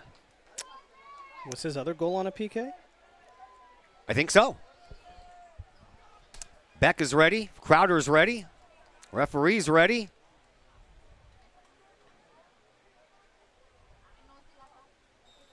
There's the whistle, and here we go.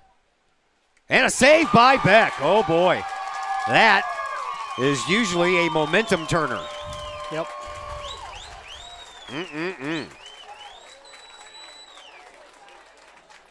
That could have turned the momentum to the Kahawks' favor. Instead, now it's, well, we'll see how we respond.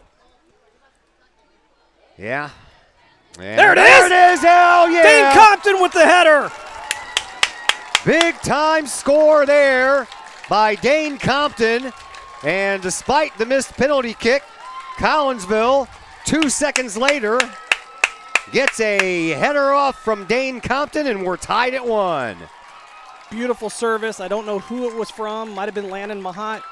Dane Compton is pushing up into the play, and I've noticed he's getting up on these corners a little more, as I indicated earlier, Todd. He's winning these balls in the air. He's one of the few Kahawks that are winning balls in the air right now. Great strategy by Coach Luge, pushing him up into the play. Nicely done. New ball game. Yes, it is.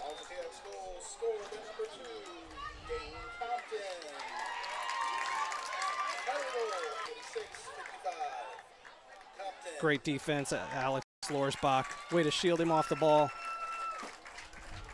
Earn the goal kick. 32:50 left to play here in this second half. We have a brand new game, 1-1. Peril sends it out. Knocked down by Loftus. Loftus tries to get past Crowder. He does so, and now Underwood brings it up over onto the left wing. Edwardsville trying to set it up just outside the box. Peterson playing some defense, gets the ball away, and it is sent across the end line, and a goal kick will be coming up. Nice defense over there by Trey Peterson. Absolutely.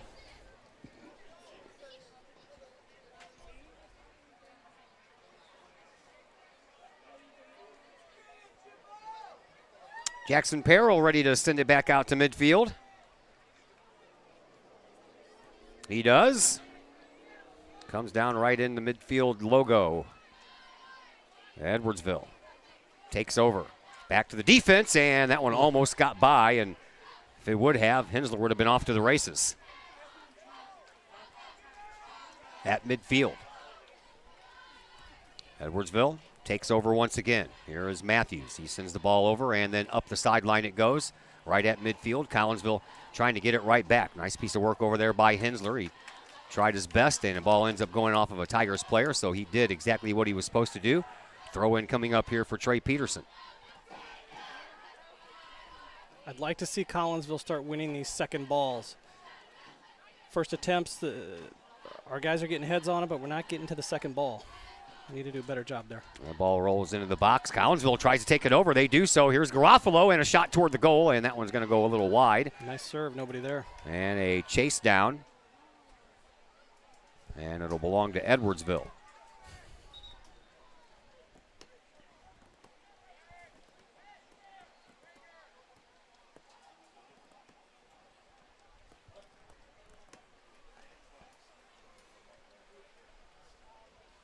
Throw in coming from the corner kick area for the Tigers.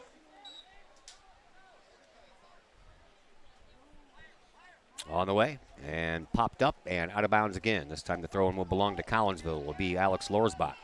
Lorsbach looks, throws, and right onto the foot of Heyman. Up the way for Crowder. Crowder off of the leg of the Tigers. Tigers trying to get a call there, but clearly it was out on them. Quick throw in, quick shot. Oh, boy, oh, boy. Aiden Hensler on the doorstep waiting for the rebound. Lana Mahat put a rocket shot toward the net, and Becker had to come out and make a quick save. That ball was heading toward that far side post. if there was a rebound, Aiden would have been there all alone to tap it home. Beck sends the ball all the way out. Nice couple of plays there. First by Lorsbach and then by Crowder. And then up to Mahat. Crowder will come up here on this left wing, looking for a little bit of help and off of one of the Tiger defenders. And then Collinsville still gets it over here for Mahat. He'll send one into the high sky, and it comes down. Collinsville trying to keep it in. It ends up staying in. And a whistle. Thinking a handball going out. Handball on Trey Peterson. Deep in that corner.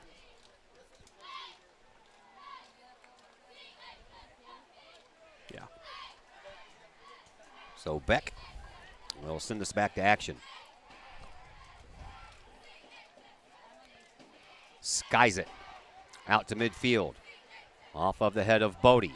Down. Lorsbach jumps. He gets it again. Bodie kicks it forward, and then it'll go all the way back to the defensive zone. Trying to chase it down is Peterson. He's got a little bit of a battle with Underwood over there, and then it comes all the way back out front to midfield. Nice job over there by Bodie again. Bodie, he's trying to wrestle that ball away from everybody. You know, for a little guy, Bryson Bodie's pretty stout. He's pretty strong on that ball. It's very hard to knock him off. 28 minutes and 20 seconds left to play here in this second half. 1-1 game. JV won earlier 3-0. Collinsville gets the ball back after a trip of one of the Edwardsville defenders, and now Kahawks get the ball all the way up, but it's going to roll, and Beck is going to take care of it before Collinsville can get there. Beck, I thought he was going to throw it out for a minute. Now he bowls it out. Sends it up to midfield. Edwardsville takes over, looking for some offense. We've got a couple of good shots on goal, back-to-back shots. Jackson Perrell made the save.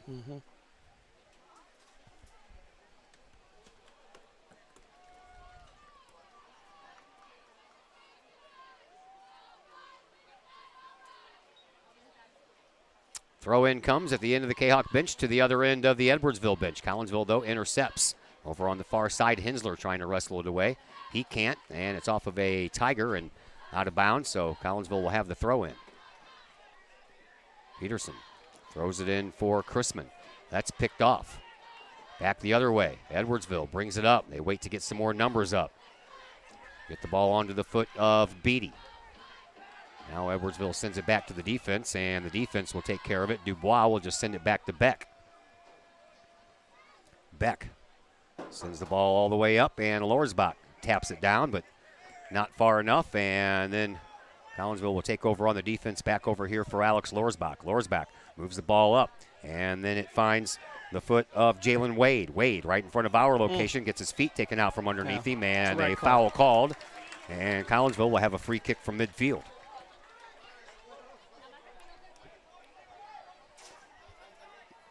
Here is Wade again. Oh, gets around, but too heavy. Yep, just a little bit too much speed on that ball, or else Wade could have picked up a nice pass to himself. Comes out here to the near side sideline. Taking over is Selberg. Selberg and Wade, they battle for it. Wade ends up with the ball, sends it back over here to Beatty, and Beatty will send it up the line, and Compton trying to chase it down. And he'll get in front of the defender, and then he will let the ball roll across the line. And that's great defense. That's going to be a goal kick restart. Nice awareness there by Dane Compton.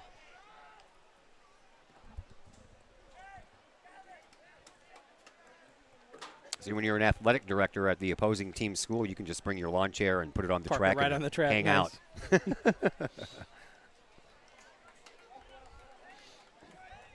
I can't even get a reserved parking spot. You're a star, Todd. You've earned it by now, right? I always kid Clay Smith about that because, you know, when I got here, there were so many things going on. Tennis was going on over on the tennis courts, and JV game was already underway. And I'm like, oh, where do I park? Yeah. Got all this equipment to drag up here, and there's a free kick on the way and into the box. And a nice header there by Collinsville. We'll send the ball over into the corner, and, well, Hayden Hensler just got bumped off the ball by Underwood, and that's hard. Aiden's a big body, strong body. To bump him off the ball is pretty hard to do. Throw in coming from the corner kick area. It's in, and they'll send it up the line. Edwardsville will pop a shot, and that goes out the other side. And a race for it. Edwardsville will get it. And a turnaround and a nice job on the defense. And Collinsville will just send it out the sideline. And another throw in coming up here for Edwardsville. Coming up on 24.5 to go here in this second half. We got underway late, scheduled for 6:30. Got underway at 7. Now we'll try to hold off some storms that apparently are moving in from the west. Collinsville boots that one all the way out to midfield. Thought they were supposed to come about 9. Yeah, we're approaching that. It's 8:15. Hopefully it can hold off a little bit longer, at least until I can get out of here. Broadcasting equipment and water do not mix. No. Out to midfield. Popped up. That's the ball we got to win. Yeah, that's he got shoved from behind, right. did Bryson Bodie, and referee was standing right there and saw it. Ball comes in for Alex Lorsbach. Lorsbach at midfield. Alex splits the defense with a pass to Bodie. Bodie will send it back to the defense, and Heyman will send it up. Hey, oh, they're locked arms, man, and they call it against us. Yeah, I say come on, too. Aiden Hensler and his defender locked arms, and they called Hensler for it. Free kick for Edwardsville, and they'll send it over here to the sideline. Gavin Geirich, he almost wasn't ready for that. Caught it at the last second out of the corner of his eye and had that startle. Oh, hey. Yep. Yeah. Yellow card. Or a conversation. Yellow card. The card.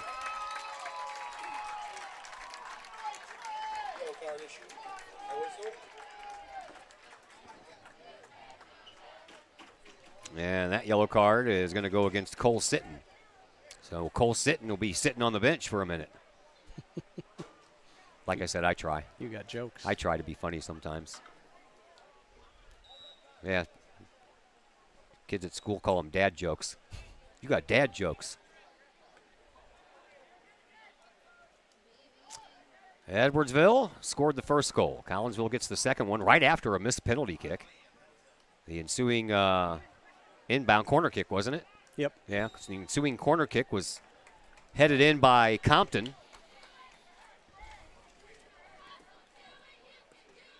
So the penalty kick didn't work, but it did. Kind of, sort of. Free kick coming up here for Edwardsville. This one's going to be a little bit closer, about 40 yards out. Offset to the left of the box, and that's where the ball rolls, and then it's sent into the middle, right past a couple of Kahok defenders. Edwardsville trying to settle it down. Collinsville trying to get it out of there. They do, and it comes back out to the defense. And then Dubois sends it back in, and a one-hopper right into the hands of Jackson Perrell as we approach 22 minutes to play.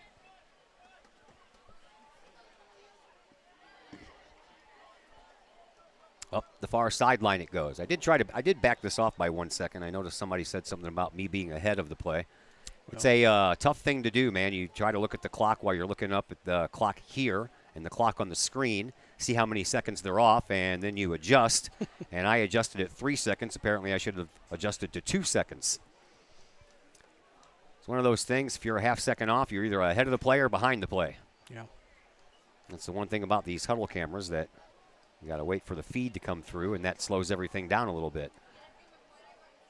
I know I got a couple people complaining about the picture, but actually the picture on the huddle camera is a lot clearer and a lot sharper than my camcorder is. Yeah, from what I see here, looking at your screen, that looks like a nice picture. Yeah, it just doesn't follow it all the way sometimes because the camera follows the crowd. And if the crowd isn't down by the goal, then you won't see the goal. Yep. That's why penalty kicks are so tough to get recorded, because you only got the one guy in the middle. Whoa. That's why I got the camera set up just in case we go to penalty kicks, because we learned that lesson last year. But one of these days, I will have enough money to afford myself a $2,000 camera. Right now, I don't, and the $600 version will work for this year. There's a ball in front. Collinsville trying to capitalize and take the lead. Ball popped straight up, and Beck comes down with it. Those are always dangerous, those ones that go sky high in the air.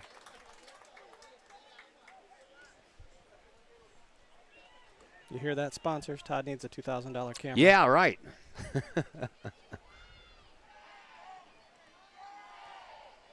Well, you know, like everybody else that owns a small business last year, everybody took a hit. So that set my goals behind by a year.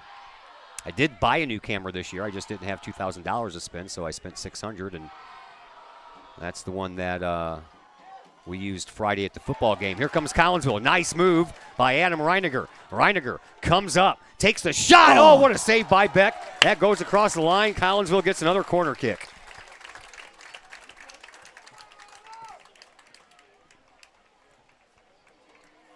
I hope it's a little better. I did back it off a second after I did see that comment.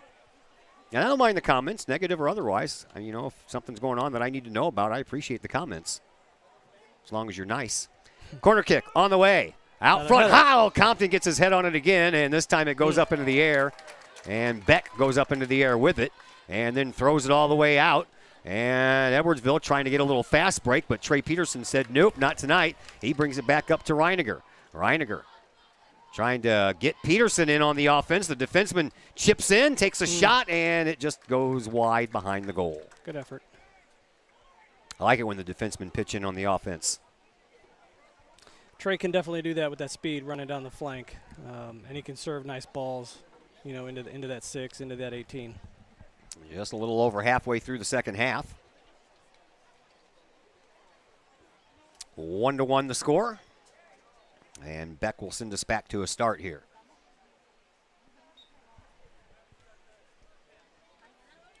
And then the thing is you know, I have my next game will be in Edwardsville, and I'll have to use my camera, and I'll forget to take the 2-second delay off, and then it'll be way off, and somebody will text me, and I'm like, oh, man, I knew I forgot something. When I have just a regular camcorder, obviously it goes from the camcorder to my laptop. Yeah. This goes from a huddle feed that I have to tap into to the laptop. That ball bounces out of bounds, and Collinsville will get it, and we'll have a throw-in coming up here for Gavin Chrisman. 1-1. Each team with a goal in each half as we get late into the second half. You know that neither one of these teams wants to go to overtime. Are they doing penalty kicks for conference play again this year? Well, they usually go to overtime before they do penalty kicks. Correct. Yeah. Yeah.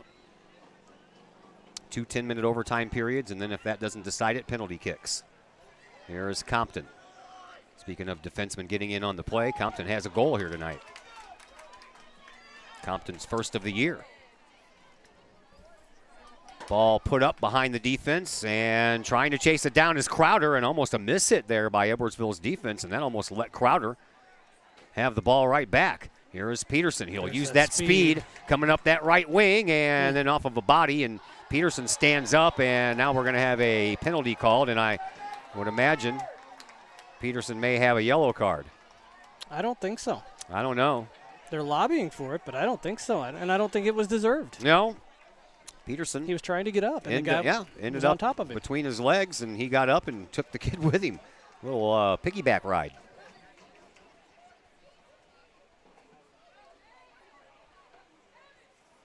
Beck will send it back to play. Into the nighttime sky, deep into the Edwardsville offensive zone. Collinsville comes away with it, and they'll send it right in front of the Edwardsville bench. Edwardsville, they came away with it for a second, and then the ball knocked out of bounds by Reiniger. Or excuse me, I guess they're going to call it against Edwardsville. We're going to have another throw in by Gavin Chrisman. Right in the middle of the field in front of the 1, 2, 3, 4 subs getting ready to come in for Edwardsville at the next opportunity. Collinsville gets the ball back. Oh, right past Collinsville's Justin Heyman. All the way back for Compton. Lowers back. Send it in the middle for Chrisman, who sends it on up for Bodie. Bodie sends it over to the far side for Peterson. Peterson does a couple of stutter steps, tried to get around Dacus. Dacus almost took him down. Peterson stays with it, still has the ball on his foot, and then it is Collinsville who will keep it. Bodie comes up in the middle. He'll put a little chip shot over onto the left wing, and Jimmy Crowder doesn't have enough energy left to chase that one down before it goes out of bounds. Trey Peterson's having a field day over there on that right side. He's really getting involved and pushing up into the play. I think Coach Luge wants to see that happen more often from that right back. 15-15 left to play here in this second half. 1-1 game between these two Southwestern Conference rivals, Collinsville and Edwardsville.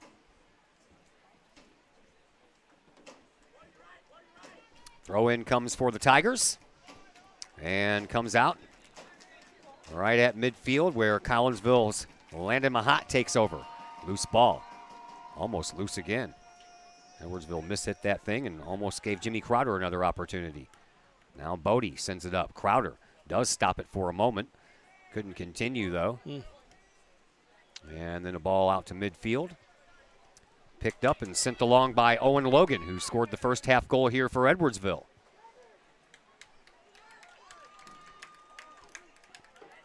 Dane Compton has scored the second half goal here for Collinsville, and that's why we are tied.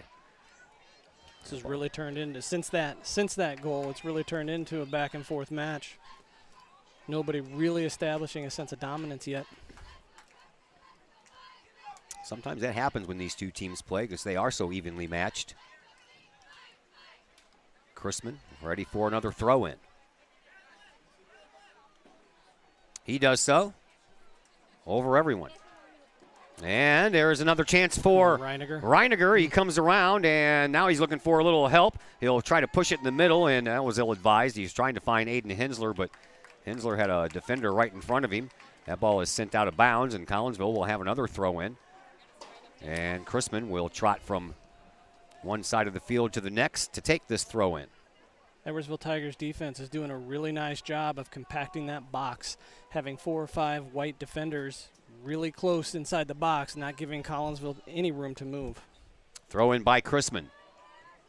Off to the side, didn't quite make it into the middle, but it bounces all the way back to Chrisman. He pops it up, and now a chance for Collinsville to settle it down, and a misjudged opportunity there by players from both sides. Oof. And he didn't do anything. He didn't do anything wrong. He just fell down trying to get to that ball. That's all there was to it. Here's Compton. He'll send it up the sideline. That'll be out of bounds. That's fine. I think Dane wanted to get back into position anyway. He was struggling to get back.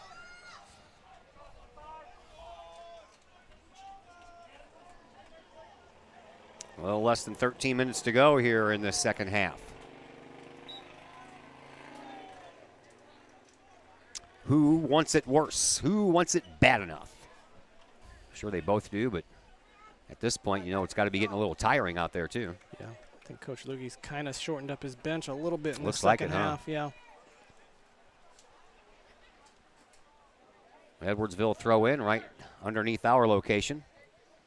There you see the lawn chairs for the Edwardsville athletic directors. I didn't know there were 3 of them. An assistant for the assistant for the assistant. Right. Ball loose, rolls all the way in front of the Kahok bench. And then into and over the Kahok bench off of the shins of Adam Reiniger.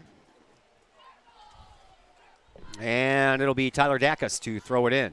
He does Long so. throw. Up the sideline. And Collinsville's got a couple of defenders back there. Compton. That ball comes out the other side. And now Edwardsville trying to set it up. They pop it up, and that's on top of the goal, and we'll have a goal kick restart.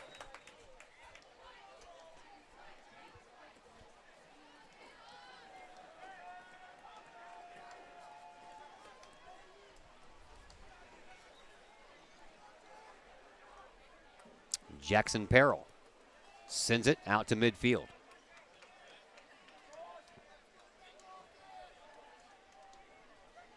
And that's where the play stays for right now. Tigers work it up. Chrisman steps up, trying to get the ball off of the foot of Annam, but they stick with it, do the Tigers, over on the left sideline. Someone has to step. And then up into the middle, and that ball gets past everyone, and a nice little rolling ball to Jackson Perrell. Is it raining, Todd? Yeah, sprinkling it looks like. I thought I saw some girl covering up her head. Oh. I'll go down. No call. See a gentleman down here wearing a Vladimir Tarasenko t-shirt. I heard he showed up today with his Blues jersey on and skated with the boys. Oh, yeah? Yeah. That's got to be a little awkward. Stick. Stick. Come on. 10.5 to go. Ball popped up and sent along the way. And, boy, look at Beck all the way out. He was all the way about 30 yards out in front of that goal, and that probably thwarted a little bit of a Collinsville opportunity there because that ball was going to get past a couple of people and spring one of the players in for a goal. Yes, it is raining. I can see it on the steps here. And now that I look up at the lights. Yeah, that's what I saw was up in the lights. Yeah. That throw by Dacus is legit. Yeah, sure is. It's 40 yards at least. Umbrellas come out. I'm guessing a lot of people weren't planning for that. I don't see a lot of umbrellas. No, I don't either. And I didn't even think about bringing one up here for me. I didn't think we were going to be seeing any of this rain until later tonight. 9:20 left to play here in the second half. Here's another throw in by Dacus, and it's high and right in front of the 18-yard box. And then a nice header there by Crowder to get it out of harm's way. Now Crowder gets it right back. Then he gets past another defender, sends the ball up, and on the move, it is Sam Garofalo, and he's taken down from behind. That should be a card, and we're going to get a card. That was clearly intentional. And took out his leg as he was running by full steam. Stops the clock with 8:59 to go.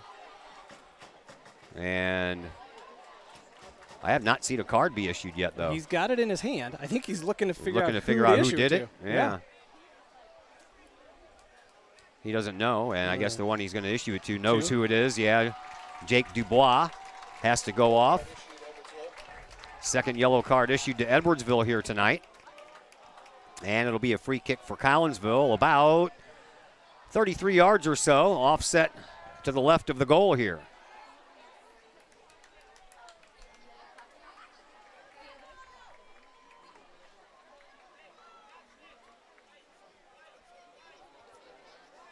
Right now we're good because the rain is not coming in the windows.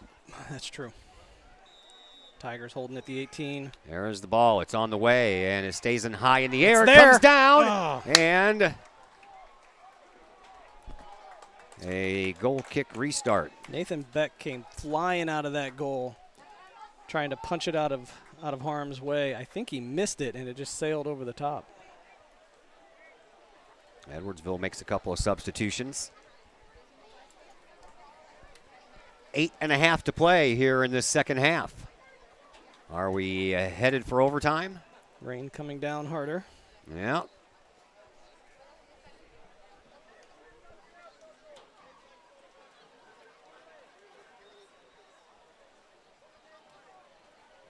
Into the sky that is now full of wetness. Something to keep an eye on with a wet ball. Wet ball, wet Bouncing field. balls, goalkeeper's nightmare. Wet field makes it slick. Yep. As Compton sends that one back to Peril, Peril, and then we'll send it up the sideline. That's a nice ball by Borm. Here is Garofalo. Garofalo trying to get it away, and he can't, and it's sent to the sideline. Stopped there by Collinsville. Kahawks have numbers. They'll send it up. Oh, miss hit there. They were trying to find Jimmy Crowder coming in up here on this left side, and the miss hit kept that ball from getting that far. Lorsbach ready for a throw in. Throws it in for Garofalo. Garofalo trying to stick with it. Couldn't do it. And now Edwardsville sends the ball up. And now Compton will send it once again back to Jackson Peril. Peril sends it over for Borm. Borm lost control of it, but gets there before the sliding offensive player for Edwardsville does. Now Trey Peterson being double teamed over there. He gets taken down. No call. And no call. He's down on the ground still. And right at the end of the Edwardsville bench, Peterson picking himself up as play goes on. Here in the middle of the field, it is Mahat. Mahat over on the far side for Bodie. Bodie circles. Peterson's still down. Yeah, he's back up and limping a little bit, but not that noticeably. And we'll see what happens with him when Collinsville gets a chance. Now the ball goes across the sideline. That'll stop the clock. Or not stop the clock, but it'll stop play. And Peterson says, I'm not going anywhere. I'm staying in. Adam Reiniger due to check back in for Collinsville, though. And Peterson may not have a choice. Well, Reinegar's going to stay in. He's going to throw the ball in.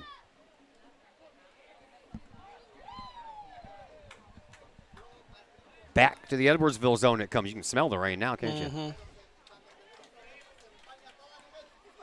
And that one goes past the defenders for the Tigers and rolls all the way over to Nathan Beck. Not a heavy rain, nothing spectacular, just a little bit of a light rain.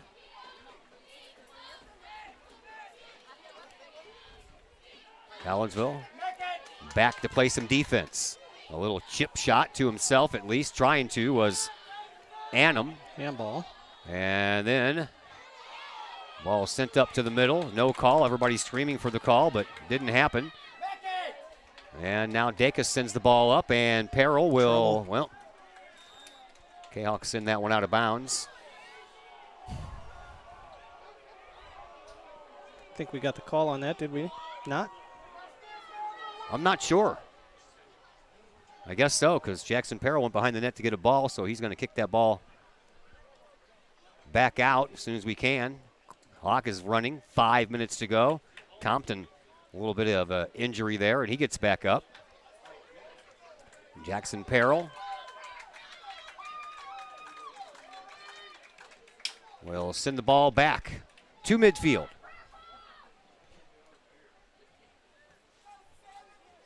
Edwardsville trying to corral it. They can't. Collinsville's defense does. Back over to Compton. Compton sends the ball back into the offensive zone, back out to midfield, and then the ball bounces in front of the Kahok bench. Collinsville will have a throw in.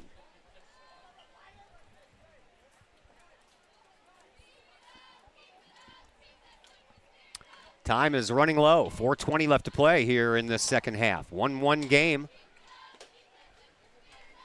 Rain seems to have let up a little bit. Yeah, it does. Sprinkling now. Over on the far side sideline.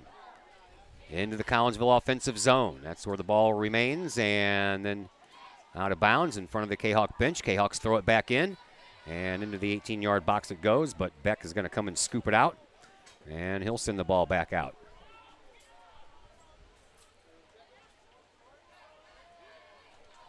Beck, line drive kick.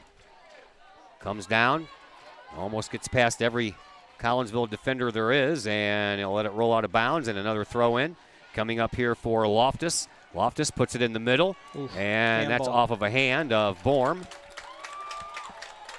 And Edwardsville will get a free kick here from about 30 yards away. What are you going to do? It just came out. Yeah. Bounced right up and hit him in the hand. Yep. I would imagine most of the time there's a handball called. It's by accident. Yeah. No soccer player intentionally tries to get his hand in the way. But an opportunity here for Edwardsville as time is winding down. 3 minutes left to play here in this second half.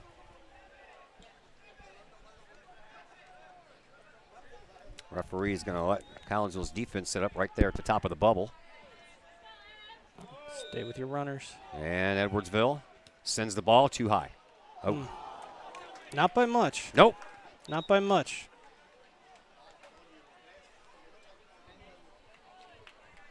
All right, come on, UK Hawks. Let's march downfield and get this game winner. Anybody that was watching in 2018 knows you don't give up till the very end. 2.5 seconds left to go in that sectional semifinal game when Zane Baker scored the game winner to keep the K-Hawks hope alive that year, and they marched all the way to state and took third place. It was a good team. Sure was. Beck pops it straight up into the air at midfield off of the head of Lorsbach and out of bounds.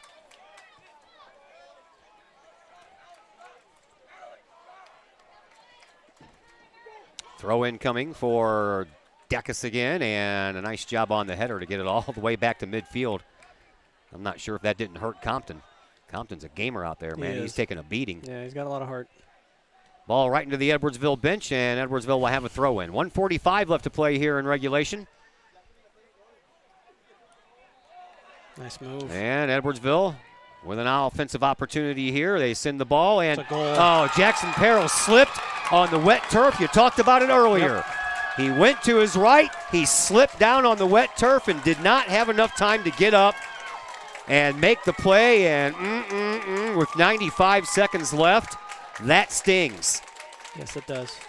Yes, it does. Evan Moore was able to get a touch around Gavin Chrisman there at about the 20-yard line. Able to get that one-time shot off. Evan Moore scores the goal for the Tigers with 1:35 left to play here in this second half. Now Collinsville has got to figure out something in 95 seconds. Ball bounces all the way down.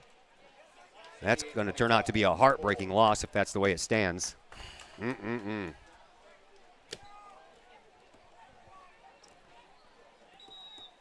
And now we're inside that moment where, you know, the other team wants to take their time to let that time chew off the clock, and the referee has stopped the clock with 1:17 left.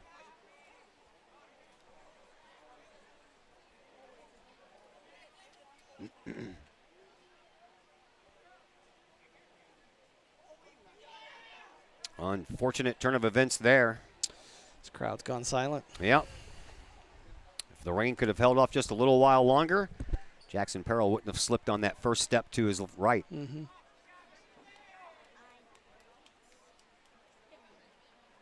I don't know why the big stoppage in play. Referee's talking to somebody over on the Kahok bench.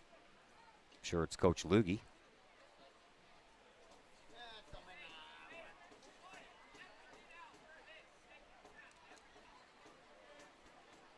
Were they? I don't know. Water break? As Peterson went over to get a swig of water, and now one of the Edwardsville players went over to his bench, but that's it, just a couple of players, so I'm not sure really what happened.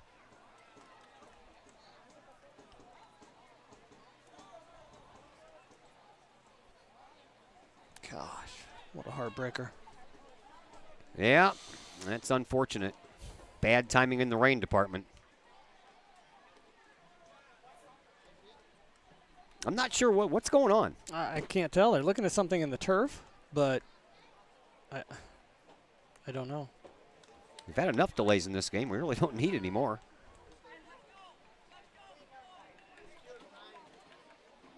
So the throw-in is going to come in over here, and it's going to belong to Edwardsville in the Collinsville offensive zone. So got to try to get a steal and get something towards the net.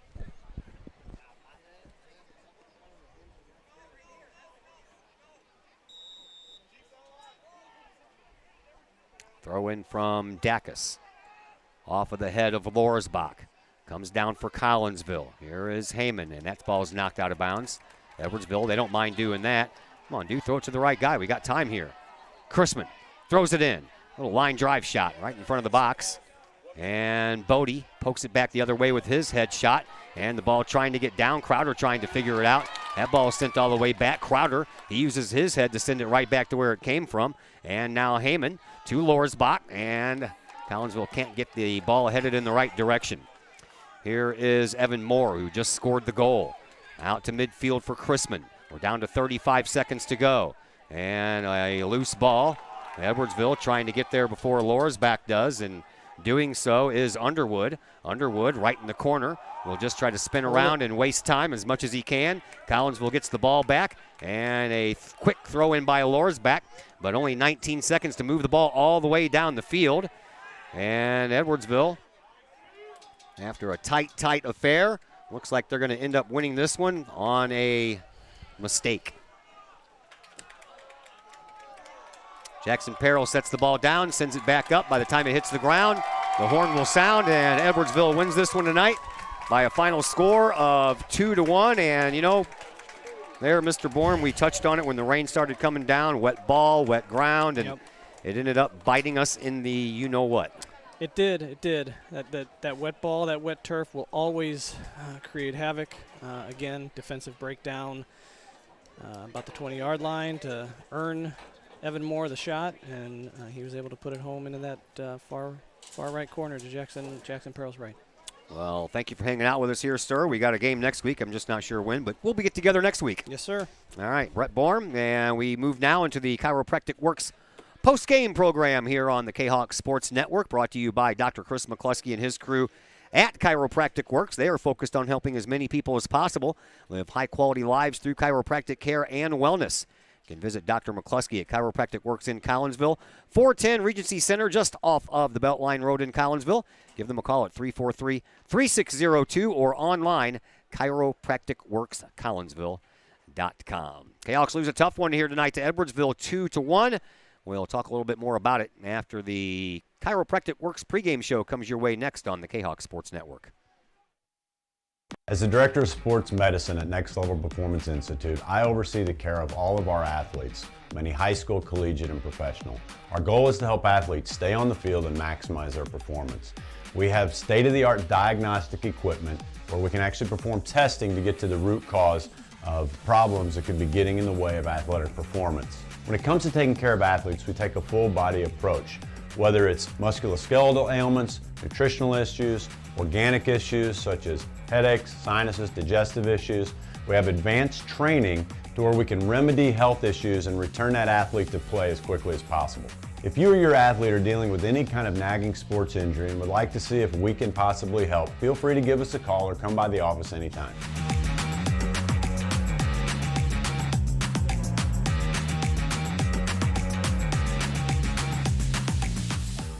Plumbing or electrical problems? Is your AC or heater on the fritz? There are dozens of companies out there, but do you really know who you're letting in your home? Trust Tiger. Our technicians are clean-cut, drug-free, and background checked. What other company can make this bold statement? Our 24-hour emergency service will ensure your plumbing, heating, AC, and electric are up and running no matter what time of day it is. Schedule your appointment today.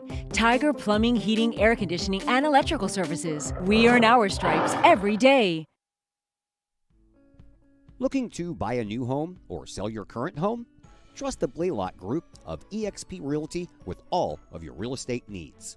The real estate market is hot right now, and you can trust the years of experience the Blaylock Group brings to the table. The Blaylock Group can help you find your dream home, or they can help you get top dollar for your current home. Give Peyton or Emily Blaylock a call today at the Blaylock Group of eXp Realty, 618-780-4622. That's 618-780-4622. The Blaylock Group of eXp Realty. Got vinyl? Rich's Record Emporium on Main Street in Collinsville can take care of all of your vinyl needs and more. You can peruse through thousands of records, from country to hard-to-find jazz. And classic rock, it's always in stock at Rich's Record Emporium. Used vinyl by the hundreds, plus new releases by new artists as well as reissues by classic artists. Don't forget to check out the audio room at Rich's Record Emporium. There, you can test out all the latest in audio gear, from top-of-the-line speakers to the latest in new turntables, plus amps, streamers, and all of the accessories like needles, belts, and more. While you're there, check out the music-related wall art, as well as t-shirts, record cleaners, and so much more. Plus, if you can't find it at Rich's, they will do their best to find it for you. Come check out Collinsville's only record store, Rich's Record Emporium, 131 West Main Street in beautiful uptown Collinsville, 618-795-1333, online, richesrecordemporium.com. In times of financial uncertainty, how can you stay on track? Call on someone who's invested in your success. In Collinsville, that person is Jason Regg, your Collinsville Edward Jones financial advisor. Jason Regg will work to build a complete picture of your financial life, including your unique goals and passions. Jason Regg of your Collinsville Edward Jones office plays a big part in the community and the Collinsville Unit 10 School District with his Kahok Educator of the Month award. To take care of the things along the path of you and your family's financial journey, call Jason Regg at the Collinsville Edward Jones office at 618-344-0252. Edward Jones, member SIPC. As the Director of Sports Medicine at Next Level Performance Institute, I oversee the care of all of our athletes, many high school, collegiate, and professional. Our goal is to help athletes stay on the field and maximize their performance. We have state-of-the-art diagnostic equipment where we can actually perform testing to get to the root cause of problems that could be getting in the way of athletic performance. When it comes to taking care of athletes, we take a full-body approach, whether it's musculoskeletal ailments, nutritional issues, organic issues such as headaches, sinuses, digestive issues. We have advanced training to where we can remedy health issues and return that athlete to play as quickly as possible. If you or your athlete are dealing with any kind of nagging sports injury and would like to see if we can possibly help, feel free to give us a call or come by the office anytime.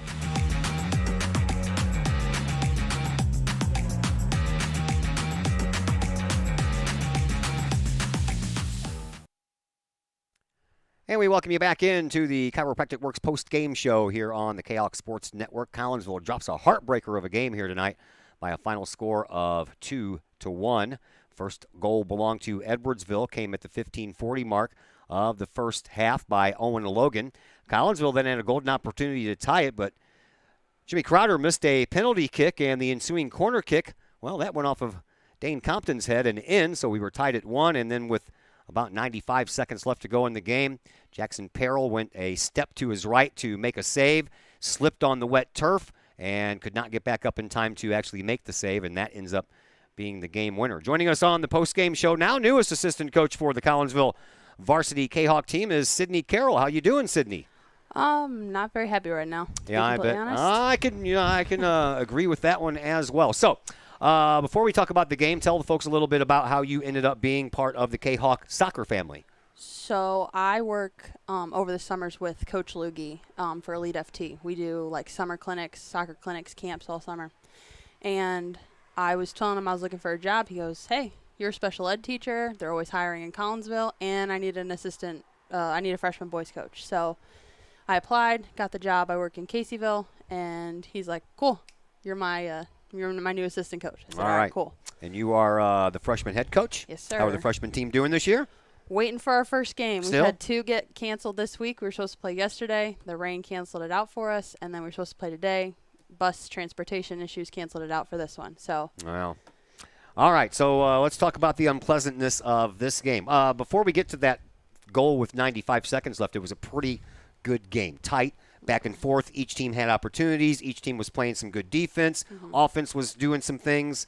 But then, unfortunately, you get to that very bottom part. Yeah. And I know that you couldn't hear it, but me and Brett Bourne were talking when the rain started coming down. We were like, well, this makes it a little bit different of a game because the ball's wet, the field's wet, the players are wet.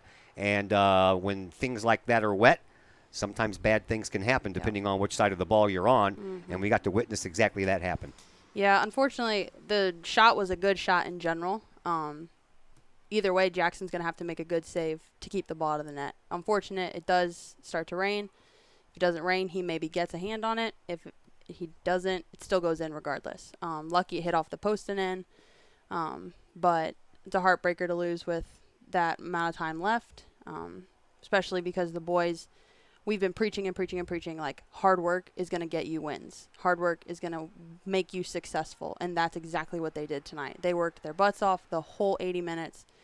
Unfortunately, we have a couple letdowns here and there, unlucky with the rain, and we end up dropping that one. So. Yeah, I venture to say if he doesn't slip, he stays on his feet and he makes that save.